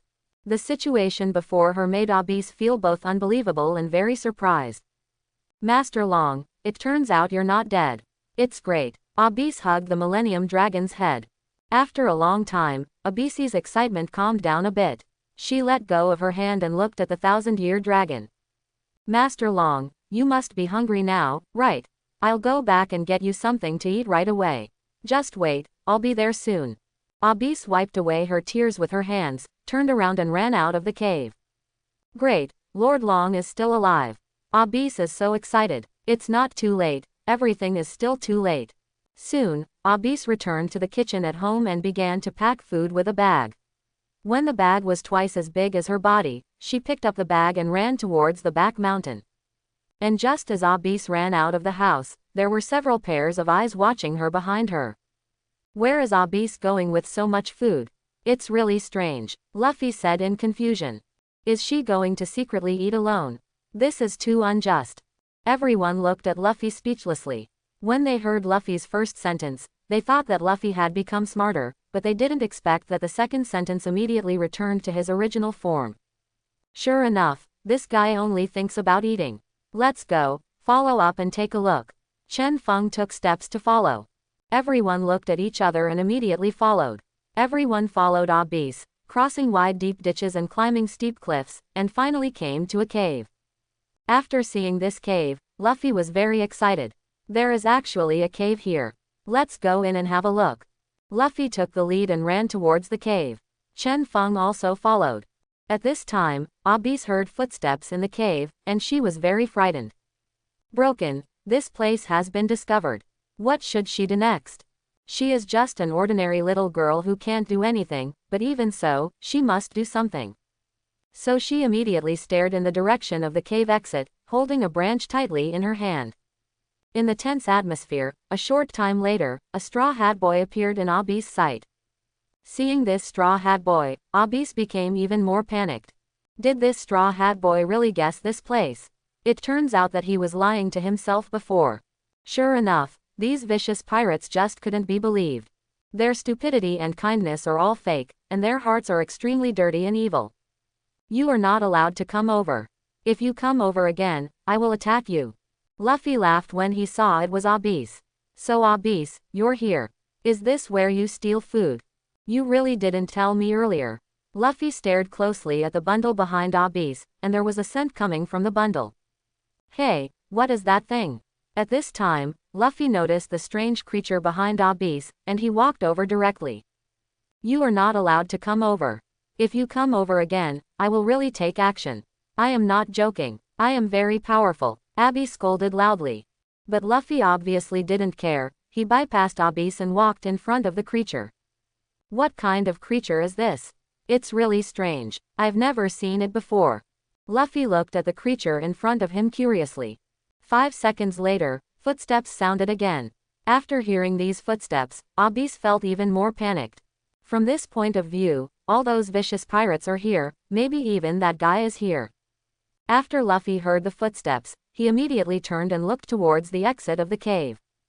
Everyone, come and see, there is a strange creature here, and it seems to be seriously injured. After Luffy finished speaking, he gently stroked the forehead of this strange creature. He whispered to himself, "Don't worry, I won't hurt you." "Ah, what did you say? Is that so? Don't worry, we won't hurt Abyss. Abyss is our friend." However, the yellow-haired little loli didn't notice Luffy's words. She was staring closely at the hole. Sure enough, it didn't surprise her, the guy did come. Lord Long is very dangerous now. These vicious pirates will definitely want to get Lord Long. The purpose of the group of marines to capture her before was also to get information about Master Long, and these pirates would definitely not be an exception. At this time, the very curious people behind Chen Fang bypassed him and walked towards the depths of the cave. Yes, they all heard Luffy's words. According to what Luffy said, are there any strange creatures here? They are still very curious about this strange creature. As they moved forward quickly, a huge creature appeared in front of them. This creature they had never seen before. But they have heard of this creature before. It is a creature called the Millennium Dragon in the pirate world. This creature is very rare and only exists in legends. They didn't expect that they would be able to see the legendary creature Millennium Dragon today. They were so lucky. Nami looked at the legendary creature Millennium Dragon in front of her and was very excited. How much can this 1,000-year dragon be exchanged for? It can be exchanged for many, many more, right? No, the 1,000-year dragon should be a priceless treasure, and it is possible to exchange it for any amount of money. Sanji looked at the Millennium Dragon and thought in his mind. In my impression, there seems to be a dish related to the 1,000-year dragon. I think I can try that dish. Before, because the 1,000-year dragon was a legendary existence, it was impossible to try it, but now it seems that it is possible. 1,000-year dragon. Although it is a legendary creature, it looks seriously injured. Zoro took a look and stopped paying attention. He has little interest in this kind of creature. Is this creature the legendary dragon? Can I actually see the legendary dragon? It's great. I will definitely tell Kaya about this in the future. Kaya will be very happy when she hears this. Usopp was very happy because he saw the legendary dragon, and he was even more happy because he could share this matter with Kaya. You bunch of vicious pirates, don't come here, I won't let you hurt Mr. Long. Abyss held the branch in her hand tightly and pointed at Chen Fang and others. Chen Fang saw this situation and ignored her. The rest of the people didn't take Abyss seriously either. The yellow-haired little loli in front of me really didn't have any deterrent effect. At this time, Luffy turned around and said, "Everyone, this guy just told me something, and I plan to help him." "Luffy, are you serious? Are you sure you can communicate with that dragon?" Usopp was very shocked. It was incredible that Luffy could communicate with a dragon. Luffy nodded. This guy hopes to return to his hometown, and he also hopes that we will not harm Abyss. I agree with these things, so let's help him return to his hometown. Will you help it return to its hometown? But where will the dragon's hometown be? Usopp asked doubtfully. Usopp's words also aroused everyone's thinking. Yes, where is the dragon's hometown? This is the first time they have seen a dragon, how could they know where the dragon's hometown is? Nami looked at Luffy, who looked serious, and felt a little discouraged. She was not the kind of person who liked to take things by force, but it was a pity that the endless treasure was no longer available to her. Abyss was very surprised after hearing what Luffy said. Can the Straw Hat Boy in front of me understand what Master Long said? Abyss, who didn't believe it at all at first, believed it when she heard what Luffy said about Lord Long wanting to return to his hometown. Because Lord Long really wants to return to his hometown, and she has been working hard for this. Everyone, what do you think about this? Let's return this creature to its hometown together. Everyone looked at me and I looked at you without speaking. Finally, they all looked at Chen Fang. They all knew in their hearts that the decision still had to be made by the deputy leader. After Chen Fang felt everyone's gaze, he spoke in a nonchalant tone. No problem, just do it if you want to. Yeah, great, let's start working hard tomorrow. Luffy jumped up excitedly. At this time, Abyss still looked in disbelief. This group of pirates were actually willing to help him. What was even more surprising was that they did not want to attack Long Yi, but wanted to send Long Yi back to his hometown. This is really incredible. Are these pirates really vicious pirates? No, there is a problem. Abyss reacted immediately. Will they really do this? They don't have any other bad intentions, right? No, she has to keep a close eye on these people. She must keep an eye on the whole process and not let these people attack Mr. Long. You guys should stay away from Mr. Long. Mr. Long is very weak now. Chen Fang ignored the little yellow-haired Lolita. He looked at the Millennium Dragon who was very frightened after he entered, and exited the cave with a calm expression. After seeing that their vice-captain had left, everyone glanced at Abyss, who looked wary, and walked out of the cave. This little loli looks quite cute when she's angry, so don't tease her. Inside the cave, Luffy looked at Abyss. Don't worry, Abyss, my friends will not harm this creature. I didn't expect that this creature is the legendary dragon. It's really interesting. Abyss turned and pointed the branch at Luffy. Why are you still here? You go out too. Mr. Long is very weak now, and you can't stay here. After hearing what Abyss said, Luffy shrugged and walked out of the cave. In this case, the matter of helping the Millennium Dragon return to his hometown is settled. In the sea under the dark night, the waves are constantly rolling. Under the turbulent sea, there are 10 marine ships moving forward. In a luxurious cabin, a marine admiral was eating a luxurious meal. After taking a sip of the mellow wine, he looked at Major Marine standing beside him. How long until we reach that warship island? Reporting to the Major General, we will arrive at noon tomorrow. The standing major replied immediately. Will it arrive at noon tomorrow? The Major General's voice raised a degree. Obviously, he was not satisfied with this answer. Let me continue to speed up. At least based on the current situation, we will arrive at Battleship Island 2 hours earlier. As you command, Major General. Major Marine saluted and walked outside. After watching Major Marine leave, the Major General continued to enjoy the delicious food and mellow wine. Time flew by, and a bright light appeared in the sky.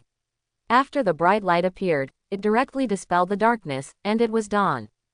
Luffy and others got up from the bed excitedly. They were going to find the hometown of the 1,000-year dragon. Chen Fang came to the coast at this time. Although many of the Millennium Dragon's abilities were unusable to him, it did not affect his ability to comprehend other new skills and apply them. Chen Fang looked at the sea, held the handle of the knife, and unsheathed the knife. The moment Bloodthirsty came out of its sheath, the sea surface became turbulent and huge waves appeared. With the help of the wind, the waves continued to increase, slowly reaching a height of tens of meters. Seeing this situation, Chen Fang sheathed his sword. The sea in front of him became calm at the moment he sheathed the sword, without any wind at all. As a result, the huge waves stopped rising and crashed towards the sea and coast. When the huge waves surged toward Chen Fang, they automatically separated from the middle without affecting Chen Fang at all. Not only that, the waves did not have any impact on other coasts because they were frozen in the air. Looking at the frozen waves, Chen Fang turned and left. The test of the moves ended here. Next, let's go to the mountains and forests to test other moves. At this time, Luffy and others were building a raft, which was the vehicle they used to carry the 1,000-year dragon. After unremitting efforts, they finally finished the raft, and then it was time to transport the Millennium Dragon and start looking for its hometown. Chen Fang also returned from testing his moves at this time. The raft transporting the Millennium Dragon slid down the narrow winding river, and Luffy's excited cheers echoed throughout the space. 10 minutes later, the raft successfully reached the sea and arrived in front of the Fatian Mary. After tying the rope, we set out to find the hometown of the Millennium Dragon. The little yellow-haired Lolita ABC hugged the Millennium Dragon's back tightly. The flying Melly was sailing a bit fast. If she didn't hold her tighter, she would fall into the sea. Luffy on the boat looked at the little Lolita and the Millennium Dragon behind him and frowned. Why doesn't Abis want to get on the ship? Indeed, we don't know for sure, but according to what she said, she wanted to get closer to the 1,000-year-old dragon. Usopp was also very confused. Okay, you two, just leave her alone. That's her own choice. Nami's voice sounded behind the two of them. Okay, that's all. Luffy turned his head helplessly and sat down at the bow of the ship. Usopp also shook his head and walked towards the deck in front. Nami glanced at the Millennium Dragon and the yellow-haired little Loli behind her, and quickly looked away. It was time for her to follow the chart to find the hometown of the 1,000-year dragon. The little yellow-haired Lolita Abis breathed a sigh of relief when she saw that no one on the boat was looking at her. It's good now. The group of people finally didn't notice this place. As long as this is the case, Master Long will be safe. That's right, she was the one who asked to be on this raft. She didn't trust these pirates at all and wanted to stay with Mr. Long all the time. After sailing for less than 10 minutes, an uninvited guest came ahead. That's 10 marine ships. Chen Fang looked at the oncoming marine ships and planned to try new skills on them. Nami also looked at Vice Captain Chen Fang at this time. Vice Captain, do we need to stop for a moment? In that case, will we be able to deal with them better? Continue sailing, don't worry about them, I will handle it. Chen Fang's voice sounded. Understood, Vice Captain. Nami nodded. At this time, Luffy was a little discouraged.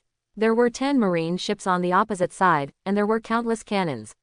He also wanted to take action, but he was not sure. When Chen Fang and the others discovered the marine ship, Marine naturally discovered them as well. Major General Marine walked out of the cabin and looked at the oncoming pirate ship. He had noticed the flag flying on the pirate ship. Didn't you expect it to be the famous Shinigami's pirate group? The bounty is 1.2 billion belly, and they are extremely dangerous people. Do you need to stay away as quickly as possible when you see him? I want to see if you, the so-called Shinigami, are more powerful, or if the cannon on my ship is more powerful. Major General Marine's tone was very disdainful.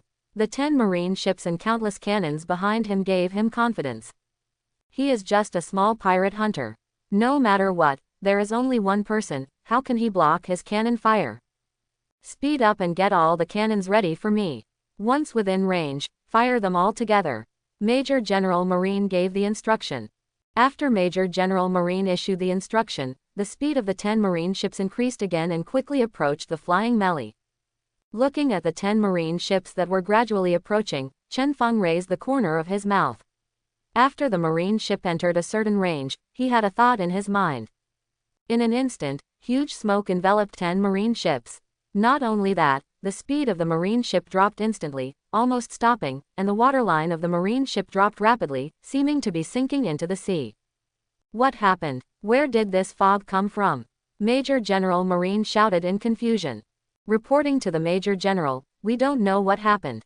Theoretically, such extreme weather phenomena should not occur in this sea area. Nami looked at the sudden heavy fog in front of him in disbelief. What happened? How could there be heavy fog here? Moreover, this fog only enveloped those 10 marine ships. She seemed to have never seen this strange sea weather phenomenon before. At this time, Nami suddenly thought of something and looked at the deputy captain Chen Fang. Everyone on the Fatian Melee looked at the situation in front of them in surprise. Is this the sea? It's so interesting. Luffy was a little excited. However, at this time, something even more shocking occurred. In all directions of the heavy fog, waves tens of meters high surged, and what was even more surprising was that the waves actually crashed towards the middle. Everyone watched helplessly as the waves completely submerged that area. Under the wash of such waves, one can imagine the fate of the 10 marine ships. As the waves gradually subsided, the smoke gradually dispersed, and there was nothing on the sea level, as if there was nothing on that patch itself. 5 minutes later, everyone stood beside the Fatian Mary ship and looked down. They could no longer see the marine ship at all.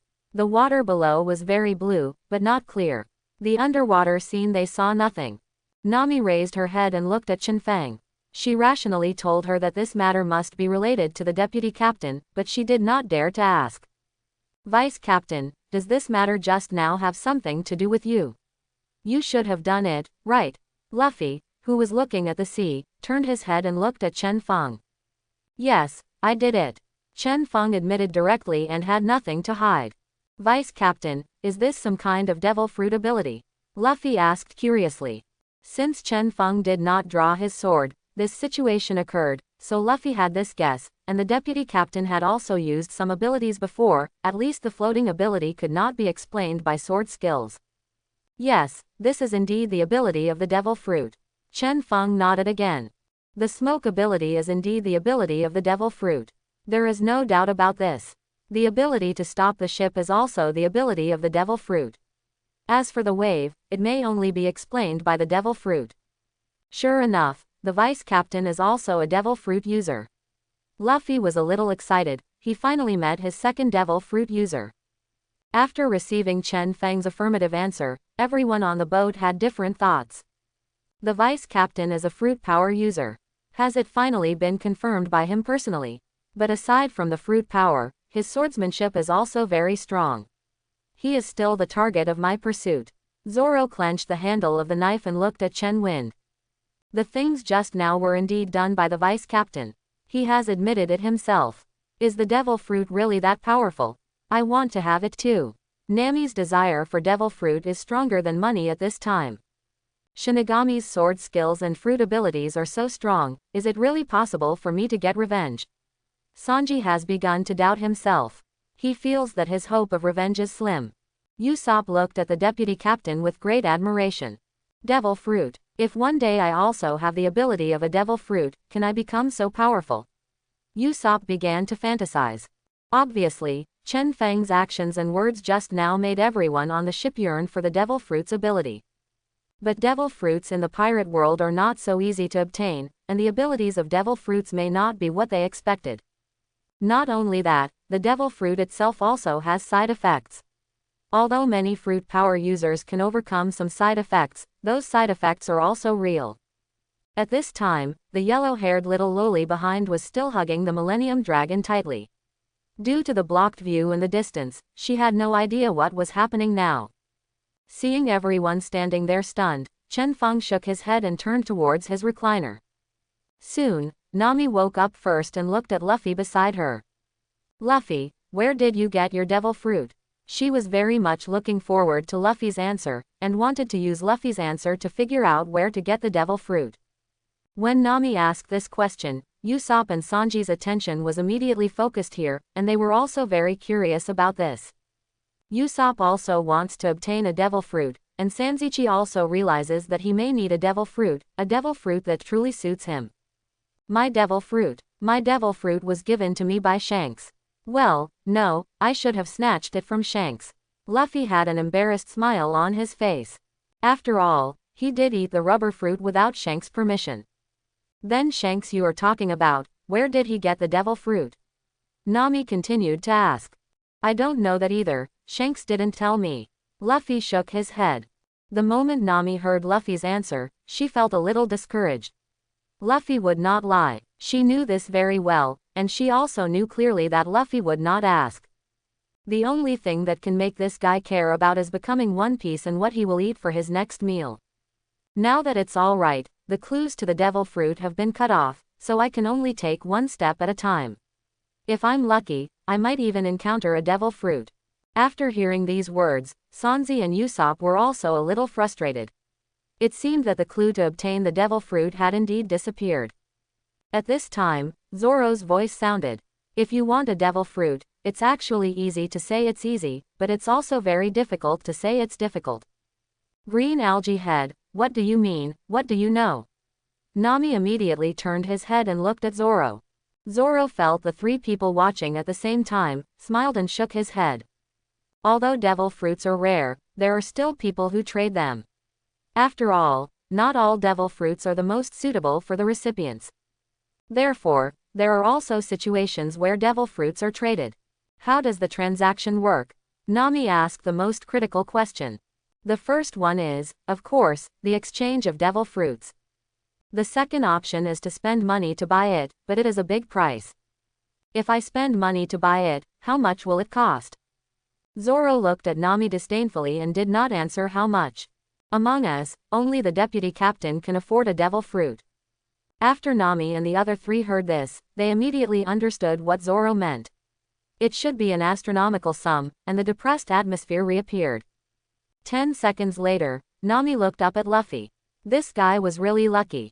He actually got a devil fruit without spending a penny.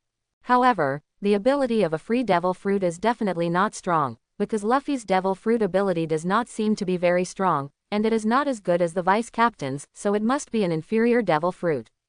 Because Nami couldn't get it for the time being, she began to slander him and then made herself less disappointed. But Nami decided that she must get a devil fruit, a powerful devil fruit that suits her. What kind of devil fruit is better? It's really hard to choose. Nami began to think about the future and the devil fruit she would get. Sanji has also strengthened his confidence. In the next journey, he will also get a suitable devil fruit of his own, and work hard to master his abilities, and he must take revenge in the end.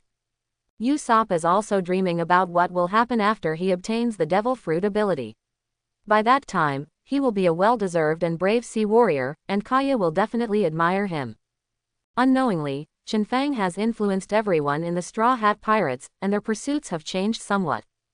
And with these changes, the subsequent development of things will become more and more interesting, and will gradually deviate from the main plot of the original work. And this is more in line with Chen Fang's expectations. After all, the unknown is more interesting. After everyone strengthened their confidence, they immediately remembered the most important thing now, which was to send the Millennium Dragon back to his hometown, so they all took their places and started sailing again. After more than 5 hours of sailing and crossing the stormy waters, a small island appeared in front of everyone's eyes. Is this the hometown of the Thousand-Year Dragon? But why can't we see other Thousand-Year Dragons? Usopp was a little confused. Whatever, can't we find out if we go down and take a look? Luffy looked excitedly. The boat docked quickly, and Luffy was the first to jump off the boat and ran excitedly towards the middle of the island. Luffy, wait for me. Usopp immediately jumped off the boat and chased after him. Chen Fang moved his steps and headed towards the bottom of the boat. Zoro and Sanji, under Chen Fang's instructions, came to the back of the boat and began to pull the raft. Soon, the raft was pulled to the shore, and Abyss also jumped on the shore and began to observe the place. Is this the hometown of Master Long? But why don't we see other Thousand-Year Dragons? Abyss was a little confused, and then she turned to look at the Thousand-Year Dragons on the raft. Lord Long, is this your hometown? The Millennium Dragon also opened his eyes and looked at the land in front of him, with tears flowing out of his eyes. Master Long, this is really your hometown. It's great that you finally returned to your hometown. Abyss laughed excitedly. Suddenly, the smile on her face stopped and she looked at the two pirates in front of her with an awkward expression. Can you please help send Ryuya to the island? Of course it's no problem, Sister Abyss.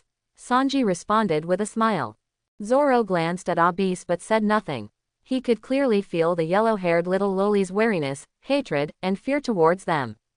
The two men immediately lifted the raft and sent it to the shore. They also put down the rollers under the raft and began to transport the Millennium Dragon. Chen Fang stood on the island, closed his eyes and began to sense that this was indeed the island, and he could already sense the breath of the 1,000-year dragon, and the migration that took place once in 1,000 years was about to begin again. After arriving on this small island, Chen Fang had a deeper understanding of the 1,000-year dragon's abilities, and I believe he will soon be able to master new skills again. Everyone began to look for traces of the Millennium Dragon on the island, but found nothing. The only thing found may be some unknown words, but if you don't know them, it doesn't mean much. Isn't this the hometown of the 1,000-year dragon? Why isn't there a 1,000-year dragon? It's been so strange that I haven't seen one for so long. Usopp was a little disappointed. He thought there would be many 1,000-year dragons in the hometown of the 1,000-year dragon. At this time, Nami's little wishful thinking wheel has failed. She also thought that there will be many 1,000-year-old dragons in the hometown of the 1,000-year dragon. As long as she catches one at random, she can exchange it for a lot of money, and then she can buy devil fruits. 5 hours after landing on the island, everyone had searched almost every corner of the island, but there was no trace of a 1,000-year dragon. At this time, they had already doubted whether this was the hometown of the Millennium Dragon. But through Abyss, they learned that this was indeed the hometown of the Millennium Dragon. After learning this news, they were even more disappointed. Wouldn't it be boring if there was no Millennium Dragon in the hometown of the Millennium Dragon? Vice Captain, let's leave here and continue sailing towards the Grand Route. Nami suggested to Chen Fang with a disappointed tone. Now Nami already wants to take the initiative to go to the Grand Line. There will definitely be pirates on the Grand Line. If they meet pirates, they can rob their treasures, and treasures are money. If you have money, you can buy devil fruits. Okay, let's get ready to return. Chen Fang raised the corner of his mouth and agreed to Nami's proposal. Really? Great, let's go quickly. Nami's low mood disappeared instantly and became excited. She began urging the rest of the crew back to the ship. Hey, are we going back to the ship now? But we haven't found the other Millennium Dragons yet. Luffy was a little confused, but he was pulled away by Nami. Sanji, I'll leave that little loli to you. You are responsible for bringing him back. Chen Fang ordered. Okay, Deputy Captain. Sanji curled his lips and walked in the direction of Abyss. At this time, Abyss and the Millennium Dragon were in a basin a few hundred meters away from everyone. Chen Fang walked towards the shore, the corner of his mouth raised slightly. Soon, he will see a very interesting sight, which can only be seen once in 1,000 years. When everyone returned to the boat on the shore, they suddenly felt the island shaking, and there was a strange sound, which was the cry of a creature. Look, everyone, it's the 1,000-year dragon. There are so many 1,000-year dragons. Luffy looked at the sky and shouted excitedly. Yes, many Millennium Dragons suddenly appeared in the sky at this time, and the great migration of Millennium Dragons, which occurs once every 1,000 years, began. The name Millennium Dragon is also derived from the fact that this kind of dragon only migrates once every 1,000 years. The last person who saw these dragons was already 1,000 years ago. Looking at the 1,000-year dragons flying in the sky, Chen Fang had an epiphany in his heart. He closed his eyes and began to comprehend. 3 minutes later, Chen Fang opened his eyes. He had learned new skills, and there were 2 of them. Let's go, it's time for us to march into the Grand Route. Chen Fang gave instructions. Understood, Vice Captain. Beneath the green flying dragons flying in the sky, there was a pirate ship moving rapidly towards their goal.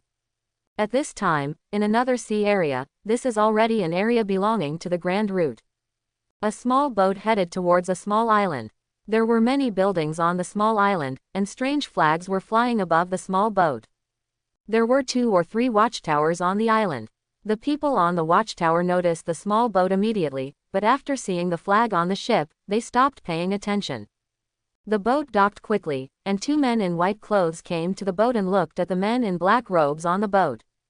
The moment they saw the face of the man in black robe clearly, they lowered their heads respectfully. Chief, it turns out you are here. After landing on the shore, the man in black robe pulled off his hat, revealing a face that was impressive at first glance, because there was a mark on that face. Yes, this man is none other than the leader of the Revolutionary Army, Long. Long looked at the two people who lowered their heads and said, "Go and invite Dr. Tana over for me and tell her that I'm waiting for her in the conference room." "I understand, Chief, I will go immediately." One of the men immediately ran in one direction. "You can go do other things, I can go in by myself." Long turned to look at the remaining men. "Okay, Chief." Another man also headed towards his post. After Long saw both of them leaving, he walked towards the conference room he was talking about. 10 minutes later, Long walked into the conference room. Not long after, the door of the conference room was pushed open again, and a tall, graceful woman in a white coat walked in, carrying a medicine box in her hand. "Chief, you called me here in such a hurry. Are you injured somewhere? Otherwise, you won't see me for a long time," the tall woman said with a smile. Long glanced at the tall woman in front of him with a calm expression. "I am indeed injured, Tana. I will trouble you next." Tana nodded, carrying the medicine box, and walked along. "Where is the injury? Let me see the wound." Long immediately obeyed, revealing the wound on his chest. Tana looked at the wounds on Long's chest with a shocked look on her face. "Who did it? It was able to cut your body open. Did you touch Hawkeye? It shouldn't be. There shouldn't be a fight between you." Tana's tone gradually became confused. "Eagle Eye didn't do it. As for who it is, just leave it alone and start treating him." Long spoke again. "Okay, no problem." Tana's words answered two questions at the same time. She turned around and picked up the medicine box, ready to start healing. One day later, on the Red Earth continent, a pirate ship headed downwards along the winding and steep river. It was the Fatian Melee where Chen Fang was. Luffy had an excited expression on his face, while Usopp had a frightened expression on his face. After a minute of rapid descent, the scene ahead suddenly became clear, and a huge creature below also appeared in everyone's sight. This creature is blocking the path of the Flying Mary. If the Flying Mary continues to move forward like this, the two will definitely collide. And this huge creature is the whale Laboon in the pirate world. At this time, Nami's voice sounded. "Zoro, furl the sails quickly, otherwise we will definitely hit that big guy." After Zoro heard this, he was about to take action, but was interrupted by another voice. "I'll take care of it." Chen Fang looked at the huge whale Laboon below. This creature is also very interesting. The rest of the people heard the deputy captain's words and stopped worrying. The deputy captain would definitely be able to solve it. The Fatian Melee also continued to dive downwards, and its speed was getting faster and faster. Just when the Flying Mary was about to reach the bottom, the entire Flying Mary suddenly stopped, and then slowly floated down, without hitting the huge creature at all. Seeing this near-miss scene, Nami breathed a sigh of relief. Just be fine, just be alive. At this time, Laboon suddenly wanted to turn over, and his huge body fell towards the Fatian Melee. Upon seeing this, Chen Fang thought, and the strong pressure instantly made Boo's body pause for a moment. If anyone could see Laboon's eyes at this time, they would find that its pupils had lost focus. At the same time, the body of the giant whale Laboon became very heavy and slowly sank toward the sea below. This huge body, even if it slowly sank, formed huge waves on the sea. The waves hit the Flying Melee one after another, but fortunately it did not have much impact. "It's finally safe." Nami looked at the huge creature that completely sank to the sea, and breathed a sigh of relief again. Her mood today was really like a roller coaster, with her heart rising and falling again. "It's so exciting, really." Luffy looked at the turbulent sea and laughed. "I was almost scared to death, but luckily I'm safe now." Usopp patted his chest gently. "Keep going." Chen Fang's words rang in everyone's ears.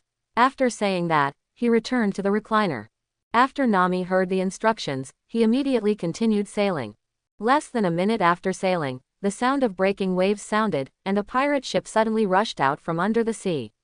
The pirate ship soared into the sky and landed near the Flying Melee. Chen Fang turned around and looked at the pirate ship curiously. After seeing the two people on the pirate ship, the corners of his mouth raised. "Sure enough, we will see these two people here. Wow, what just happened? Why did a pirate ship suddenly appear in the sea? How did they do it?" Luffy shouted in surprise. "You're lying. How could a pirate ship break out of the sea?" Nami's expression showed that she couldn't believe it either. "It's really weird," Sanji lit a cigarette. It's really hard to understand. I don't know how it is done. Usopp shook his head. At this time, two different voices sounded on the pirate ship opposite.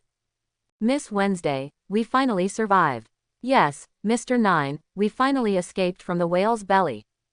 Everyone on the Flying Mary was attracted by the pirate ship next to them. At this moment, Nami and others were a little shocked because the vice captain actually stood up and flew towards the pirate ship opposite. The two people on the boat saw Chen Fang flying over and were a little surprised. Could this man actually fly? But looking at the flying man in front of them, the two recognized him almost at the same time. Shinigami, one of the women couldn't help but exclaimed. The other man's pupils shrank suddenly, and his heart was filled with fear. The two of them had just escaped from a near-death disaster. How could they encounter such a situation again? This guy is Shinigami, and he even had a problem with their Baroque studio. The boss showed them Shinigami's portrait, and it was definitely the man in front of them. It seems that you have recognized me, two of you from Baroque studio. If I am correct, you should be Mr. 99 and Miss Wednesday. Chen Fang looked at the man and woman below with a calm expression. Shinigami, what do you want to do? The man among them, Mr. 9, asked. Of course I will kill you. Chen Fang found it interesting and answered. Both of them had horrified expressions on their faces. Is this really the case? Chen Fang immediately drew his sword, and the man's head was chopped off. He turned his head and glanced at the blue-haired woman, then withdrew his gaze and walked towards the Fatian Melee. She knew the identity of this woman, the Princess of Alabasta, Vivi, but so what? He had no interest in saving Alabasta and chose to let the undercover princess go, simply because the princess had no grudge against him. At this time, the blue-haired woman, Miss Wednesday, was very confused and didn't understand why Shinigami let her go. Judging from their Baroque studio's analysis of Shinigami's style and behavior, it's all incomprehensible. Chen Fang returned to the pirate ship, looked at the people with different expressions, and said directly. Keep sailing. Okay, Vice Captain. Nami suppressed the doubts in his heart and started sailing again. But Nami couldn't help turning her head to look at the vice captain who was already lying on the deck chair. She didn't understand why the vice captain killed one person in the past and then spared one of them. With Shinigami's style, this shouldn't be done. Luffy glanced at the vice captain doubtfully, and then at the woman opposite him. His mind began to spin rapidly, thinking, but soon he gave up thinking. Sanji, I want to eat meat. Luffy looked at Sanji. But at this time, Sanji didn't hear it at all. His peach-filled eyes kept staring at the beautiful woman opposite. At this time, there was a muffled sound, and Sanji suddenly woke up. He turned his head and looked to the side, yelling angrily. Luffy, what are you doing? Why are you hitting me? Sanji, I want to eat meat. Luffy looked aggrieved. You can eat meat if you want, but don't hit me next time. Sanji glared at Luffy angrily. I don't want to hit you, but you didn't hear me when I called you just now. Luffy felt even more aggrieved because he was too hungry. After hearing this, Sanji sighed, turned and walked towards the cabin, and dropped a sentence. Just wait, you'll be able to eat it soon. Luffy watched Sanji walking towards the cabin with a smile on his face. Sure enough, the vice captain is right. When Sanji can't hear, just hit him and he can hear. The vice captain is really smart. 20 minutes later, Luffy successfully ate the meat. At this time, Zoro walked up to Chen Fang. Vice Captain, the ship behind has been following us for 10 minutes, and it doesn't look like it's traveling with us, but more like it's trying to catch up with us. Chen Fang opened his eyes and spoke. Go tell Nami, wait for that person, and then ask her what she wants to do. If there is no legitimate reason, just kill her. Understood. Zoro turned and left. 3 minutes later, Vivi on the boat looked at the pirate ship stopped in front of her, with a look of shock and excitement on her face. The other party finally stopped. As Vivi watched, a green algae-headed swordsman appeared at the bow of her ship. The green algae-headed swordsman's hand was already on the handle of the sword and he spoke first. What do you want after our ship? Vivi was stunned for a moment and replied. I have something to tell Shinigami, and it's something very important. I hope you can help me inform it. Something important. Zoro looked at the blue-haired woman in front of him. What important thing does this woman have? And this woman really seemed to regard me as a subordinate of Shinigami. Zoro, who was still a little dissatisfied at first, quickly dissipated. In fact, there was no difference. Who thought Shinigami was the vice captain? You'd better have something important to do, otherwise, you will die. Zoro reminded him kindly, then turned and left. Thank you, Mr. Green Algae Head. Vivi's tone was filled with gratitude. Zoro almost sprained his ankle after hearing this. What did the woman call him? Green Algae Head. If he didn't want to chop the woman, he would have drawn the knife long ago. Vivi followed the green algae-headed swordsman to the Flying Mary. Zoro walked directly in front of Chen Fang. Vice Captain, that woman said she has something important to tell you. After saying this, Zoro walked away. He didn't want to get involved in this matter. When Chen Fang asked him to kill someone, he had no intention of actually killing him. No matter what the other person's reason was, he would not do it. We'll cut women. Vivi looked at Shinigami in the distance, cheering herself up in her heart, and slowly walked towards Shinigami. Chen Fang sat up from the recliner and looked at the blue-haired woman who was walking slowly. After Vivi walked up to Shinigami, she finally plucked up the courage. She looked at Shinigami and spoke directly. Shinigami, please help me save the Alabasta Kingdom. What can I gain by helping you? Chen Fang raised the corners of his mouth. After hearing Shinigami's words, Vivi felt happy. At least Shinigami didn't refuse directly. She hurriedly spoke again. If you can help me save Alabasta, I can do anything, yes, anything. Regarding this point, Vivi has already made up her mind before. Because she knew in her heart that Shinigami was not short of money. If she used money to buy him, it would be useless. More importantly, she had no money. Therefore, in order to save Alabasta, she has only one choice. Judging from her years of lurking, there is too little she can do. Alabasta can no longer wait. Shinigami can be said to be her only savior now. For Alabastan, she can do anything. Nami had mixed emotions after hearing the words of the blue-haired woman in front of her, because she had also said these words to Shinigami. It seemed that this woman was as desperate as she was. Luffy looked at the current scene in confusion. Why did that woman kneel down to save Alabasta? What was that? Zoro glanced at Nami, then looked away and looked at the blue-haired woman. Sanji clenched his fists. How could he make a woman kneel down? The deputy captain is really too much. Usopp looked shocked. What happened? Looking at Miss Wednesday kneeling below, Chen Fang had a smile on his face. Are you willing to do anything? Shinigami's voice rang in Vivi's ears. That's right, I'm willing to do anything. Vivi shouted loudly, as if she could cut off her own escape route as long as her voice was loud enough.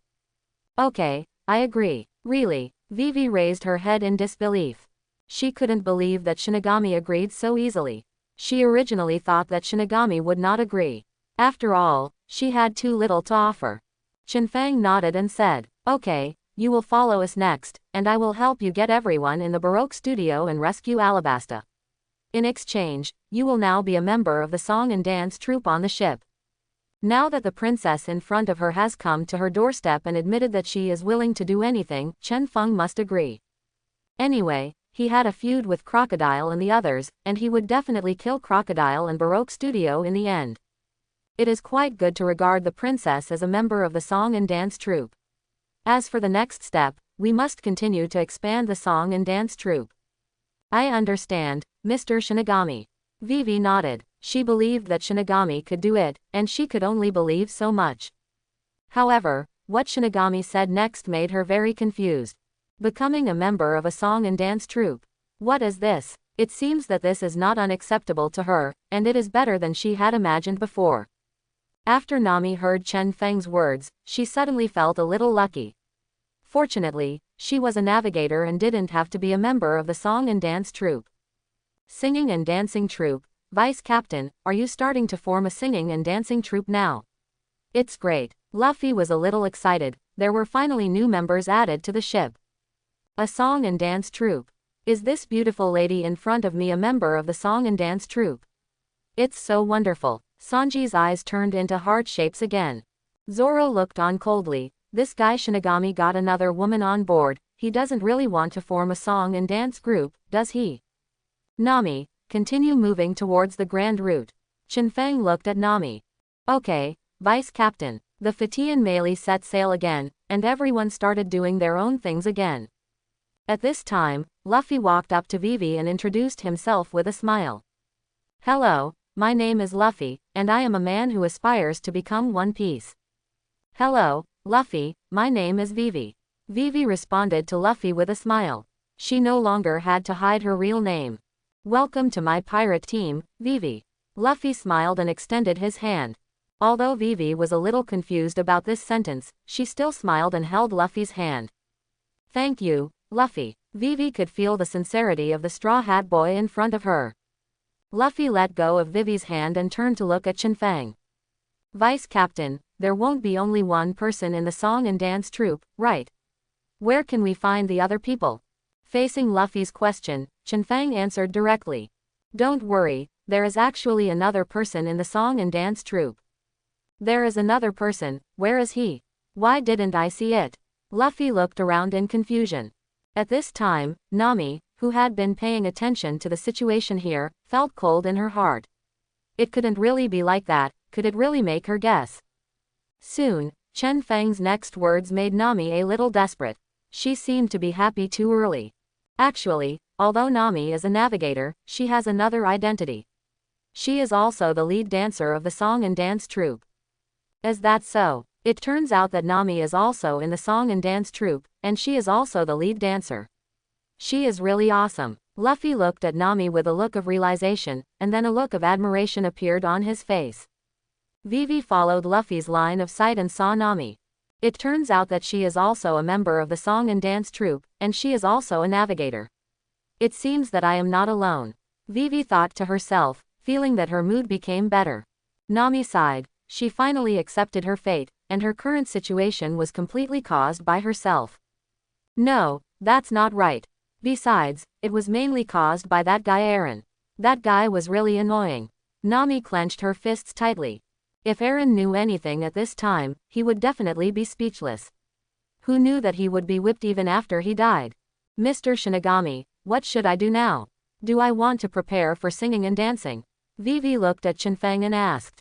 Now he has accepted his new identity and fully trusts Shinigami, because Shinigami mentioned the matter of Baroque Studio and agreed to eliminate Baroque Studio. After her years of investigation, Baroque Studio is the culprit that may destroy Alabasta, so as long as Baroque Studio is solved, Alabasta will be saved. Chen Fang nodded. This Princess Vivi is still very good. There is no need to prepare singing and dancing for the time being. There are still a few people in the singing and dancing troupe. For now, you can be a maid for the time being, and let me see your determination towards Barabastan. After hearing Chen Feng's words, Vivi clenched her fists. She already knew what she should do. She walked up to Chen Feng and started massaging Chen Feng like the maids in the palace. Chen Feng felt the strength and feeling on his shoulders and frowned slightly. In terms of technique, it was indeed poor, but there was no need to be harsh. After all, this is a princess. As for strength, no matter how hard the princess exerts herself, it doesn't matter. But for the sake of comfort, you still have to find someone to train you next. Sanji looked at this scene with a look of jealousy. The vice captain must be enjoying this very much. At this time, Luffy grabbed a jealous Sanji. Sanji, we've finished eating the meat. Go and make some more. Sanji turned around and glanced at Luffy unhappily. This guy really didn't have any eyesight. Okay, I'll be there right away. Sanji immediately turned around and walked towards Xuanshan. He couldn't see the scene at all. While massaging, Vivi observed all the members on the ship. After all, she was going to stay on this ship for a long time, so a certain understanding was still needed. The girl's name is Nami. She is a navigator, it has been confirmed. As for the Straw Hat Boy's name, Luffy, I don't know his identity yet, but from the self-introduction just now, he is talking about my pirate group, and his name is Vice Captain Shinigami.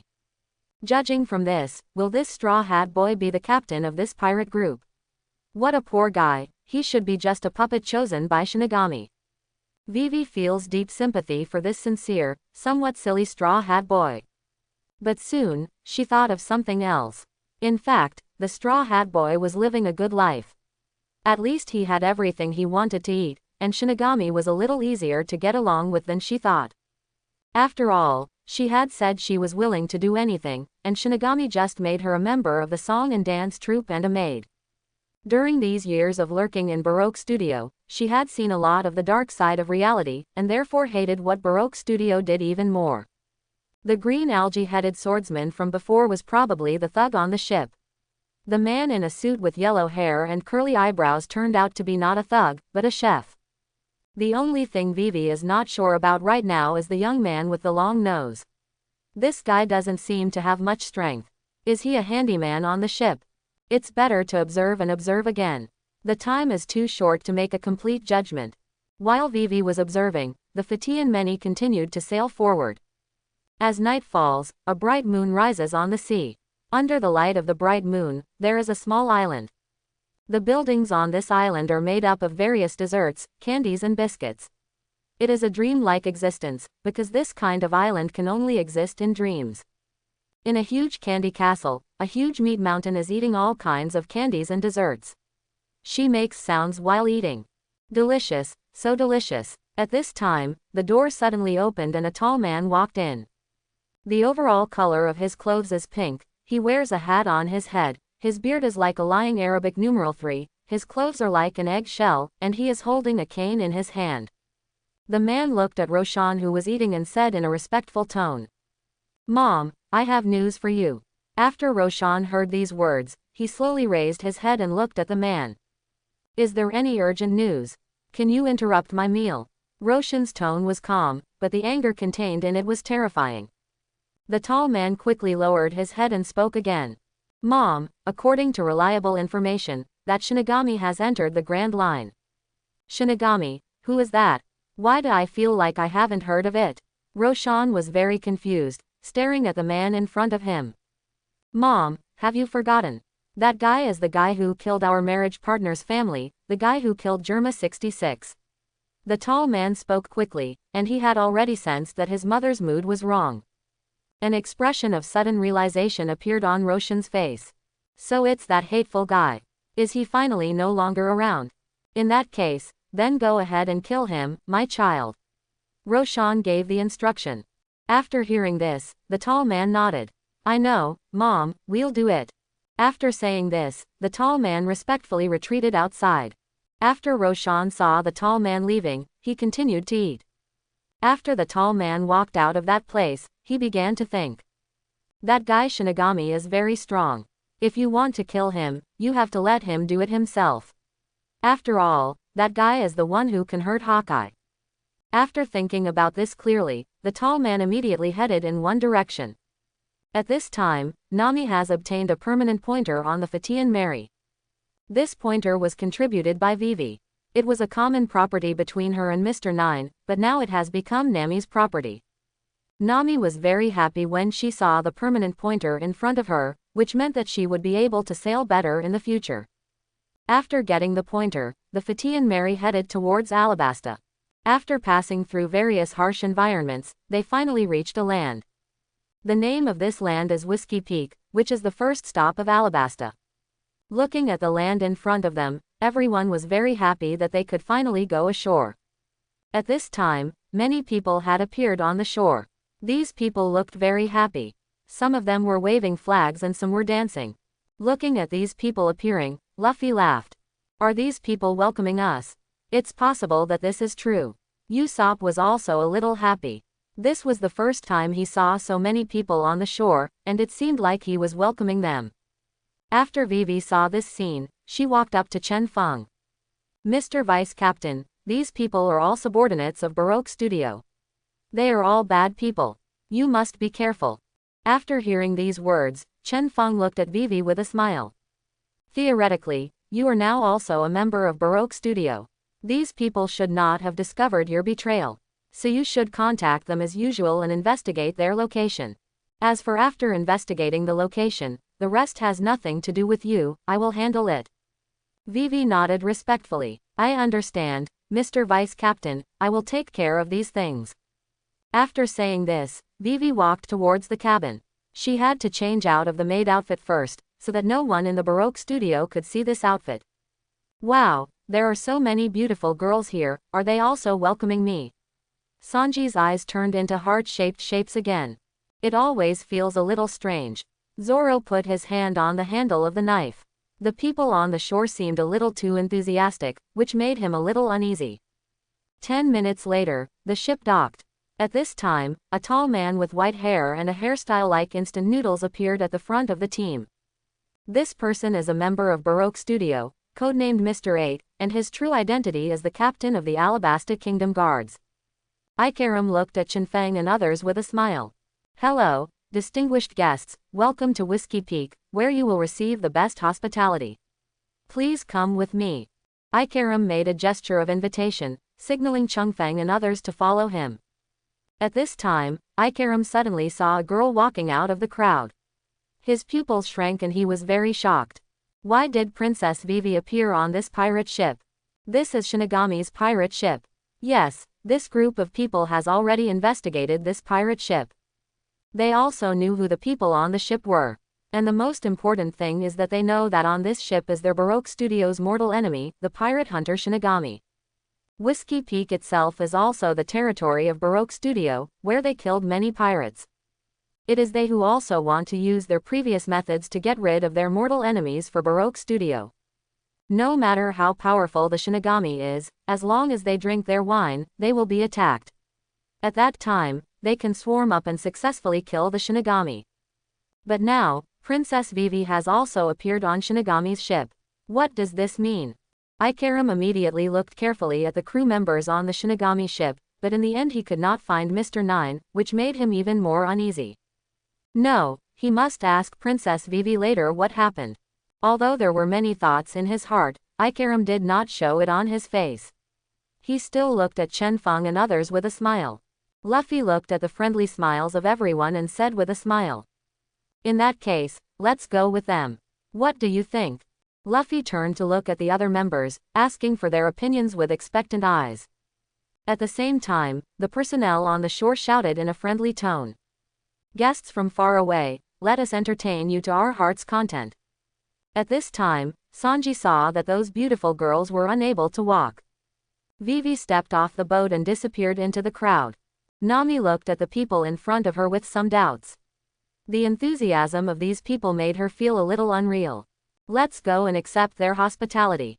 Chen Fang spoke directly and walked towards the bottom of the boat. Everyone, let's go together. Luffy also jumped off the boat. When Nami and others saw that the vice captain had spoken, they immediately followed. Soon, they were enthusiastically taken to a building. Ikaram turned around and looked at Chen Fang and others. Dear guests, please enjoy it to your heart's content.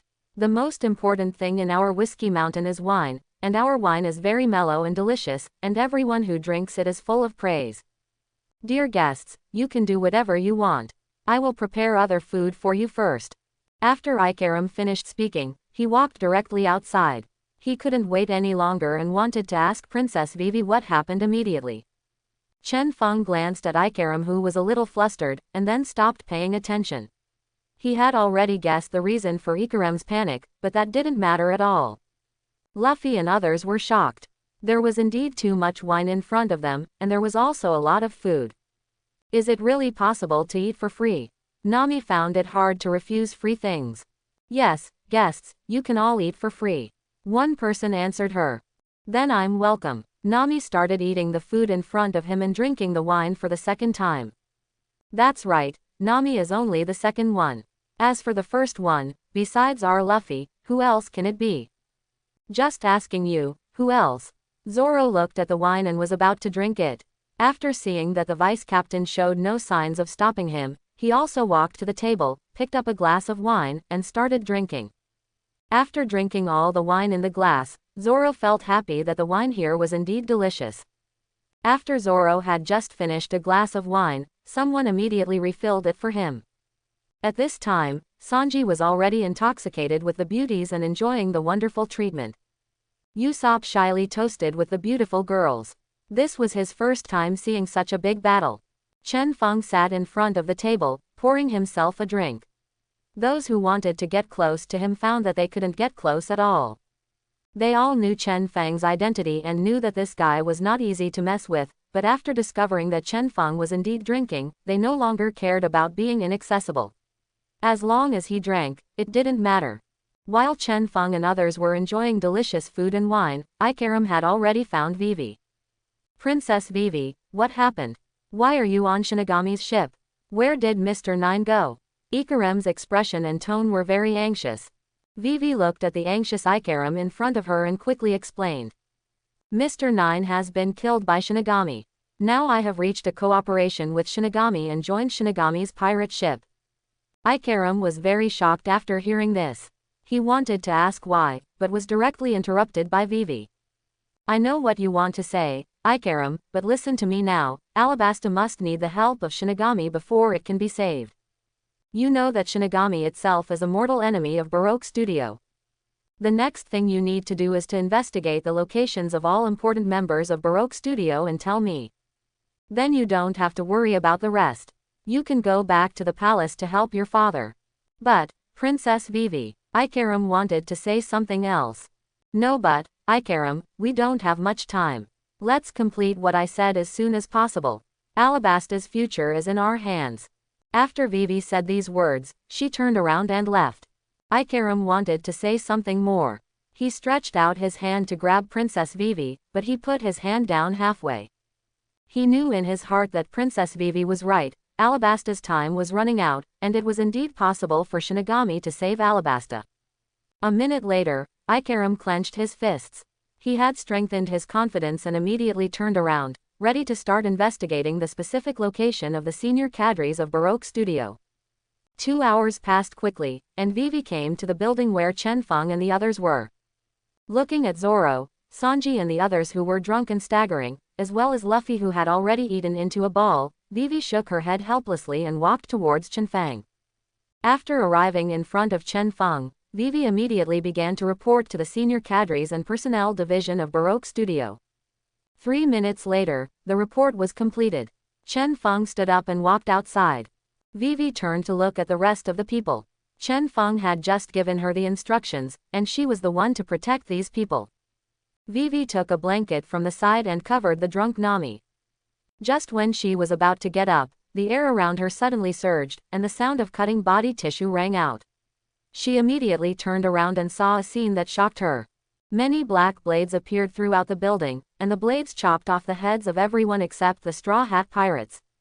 At this time, Chen Fang's voice sounded in Vivi's ears. The bodies of these people will be left to you and Ikaram for disposal. After hearing Chen Fang's words, Vivi raised her head in disbelief and looked at Chen Fang. How could Shinigami know Ikaram's name? Does he also know Ikaram's identity? How is this possible? They obviously hid it very well. Just when Vivi wanted to ask, Chen Fang had lost sight of her. After discovering this situation, Vivi glanced at the other members of the Straw Hat Pirates, and finally did not run out to ask Chen Fang.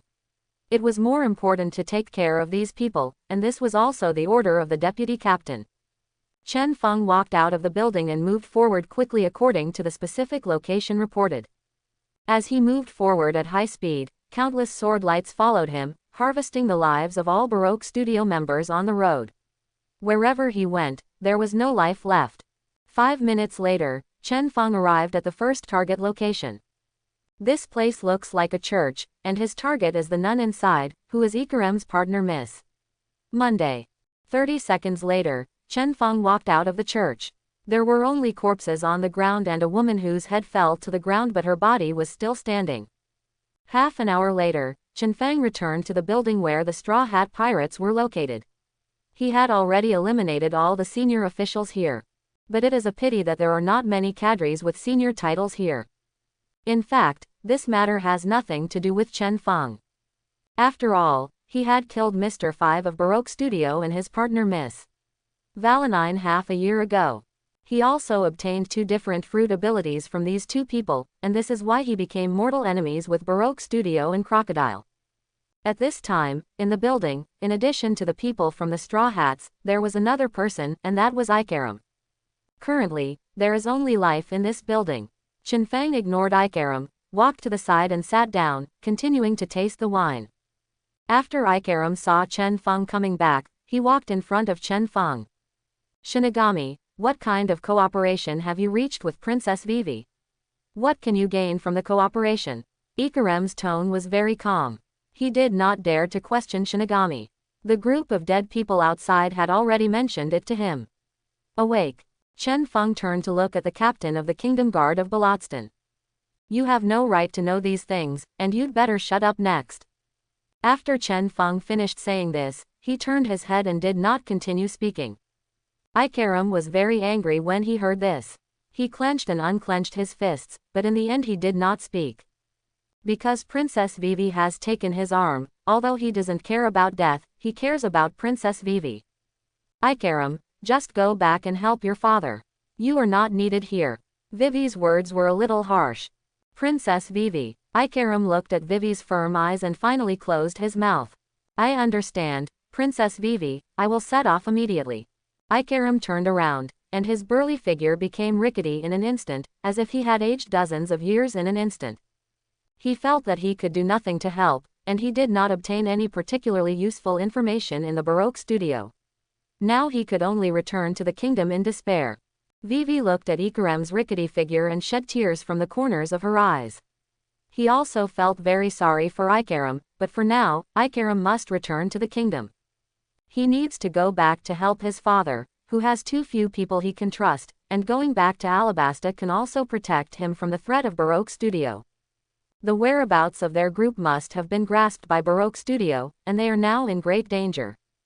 Although Shinigami is very powerful, she may not be able to protect them all, so it is up to her to bear this risk alone. She had already made up her mind. Vivi walked up to Chen Fang and asked, Mr. Vice Captain, have you dealt with all those senior cadres? Chen Fang turned to look at Vivi, raising the corners of his mouth. It's all been resolved. In fact, the Princess Vivi in front of her still didn't trust him very much. Chen Fang knew this in his heart. After all, hearing is believing and seeing is believing. Vivi had only heard about Shinigami from Baroque Studio and some newspapers. She had only seen Shinigami's specific combat power twice. The first time was to kill Mr. Nine. The second time was to kill all the ordinary Baroque Studio members in this building. But in fact, there are many people in Baroque Studio who can do this.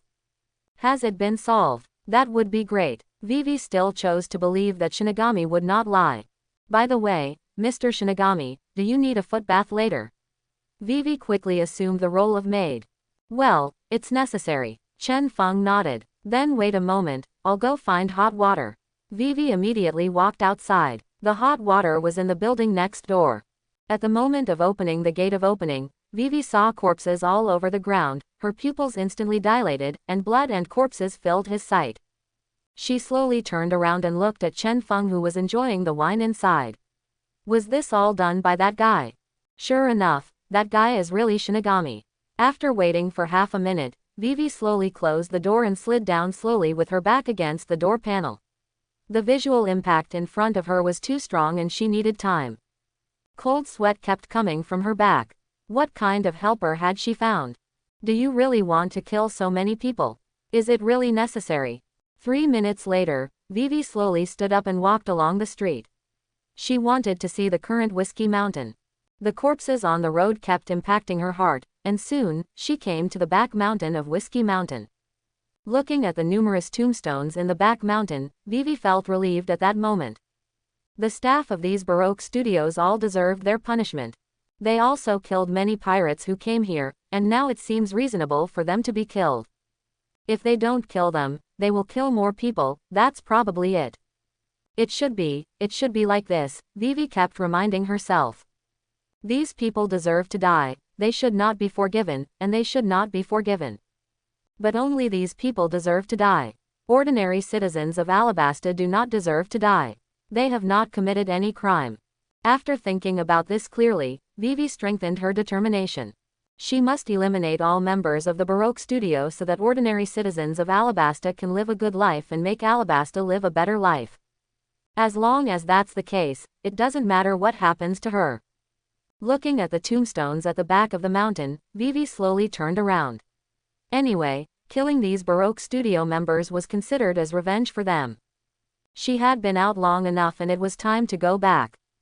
10 minutes later, Vivi walked into the building with a basin of hot water and placed the hot water in front of Chen Fang. Chen Fang began to enjoy the princess's service. Time soon came to the next day, and Luffy slowly opened his eyes. He ate too much yesterday and drank a lot of wine, and now he feels dizzy.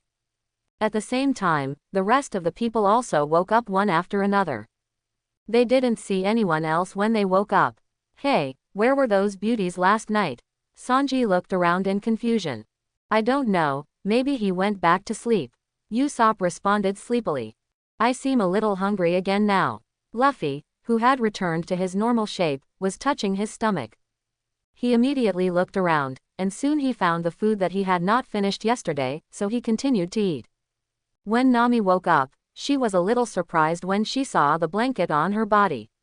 Who could have covered it? Soon, she saw Vivi looking at him with a smile. At this moment, she instantly understood that it was Vivi who had covered her. It's right to think about it, besides Vivi, there will be no one else. Vivi, where did the rest of them go? Did they all go home? Nami asked. I hope everyone will support it and subscribe more.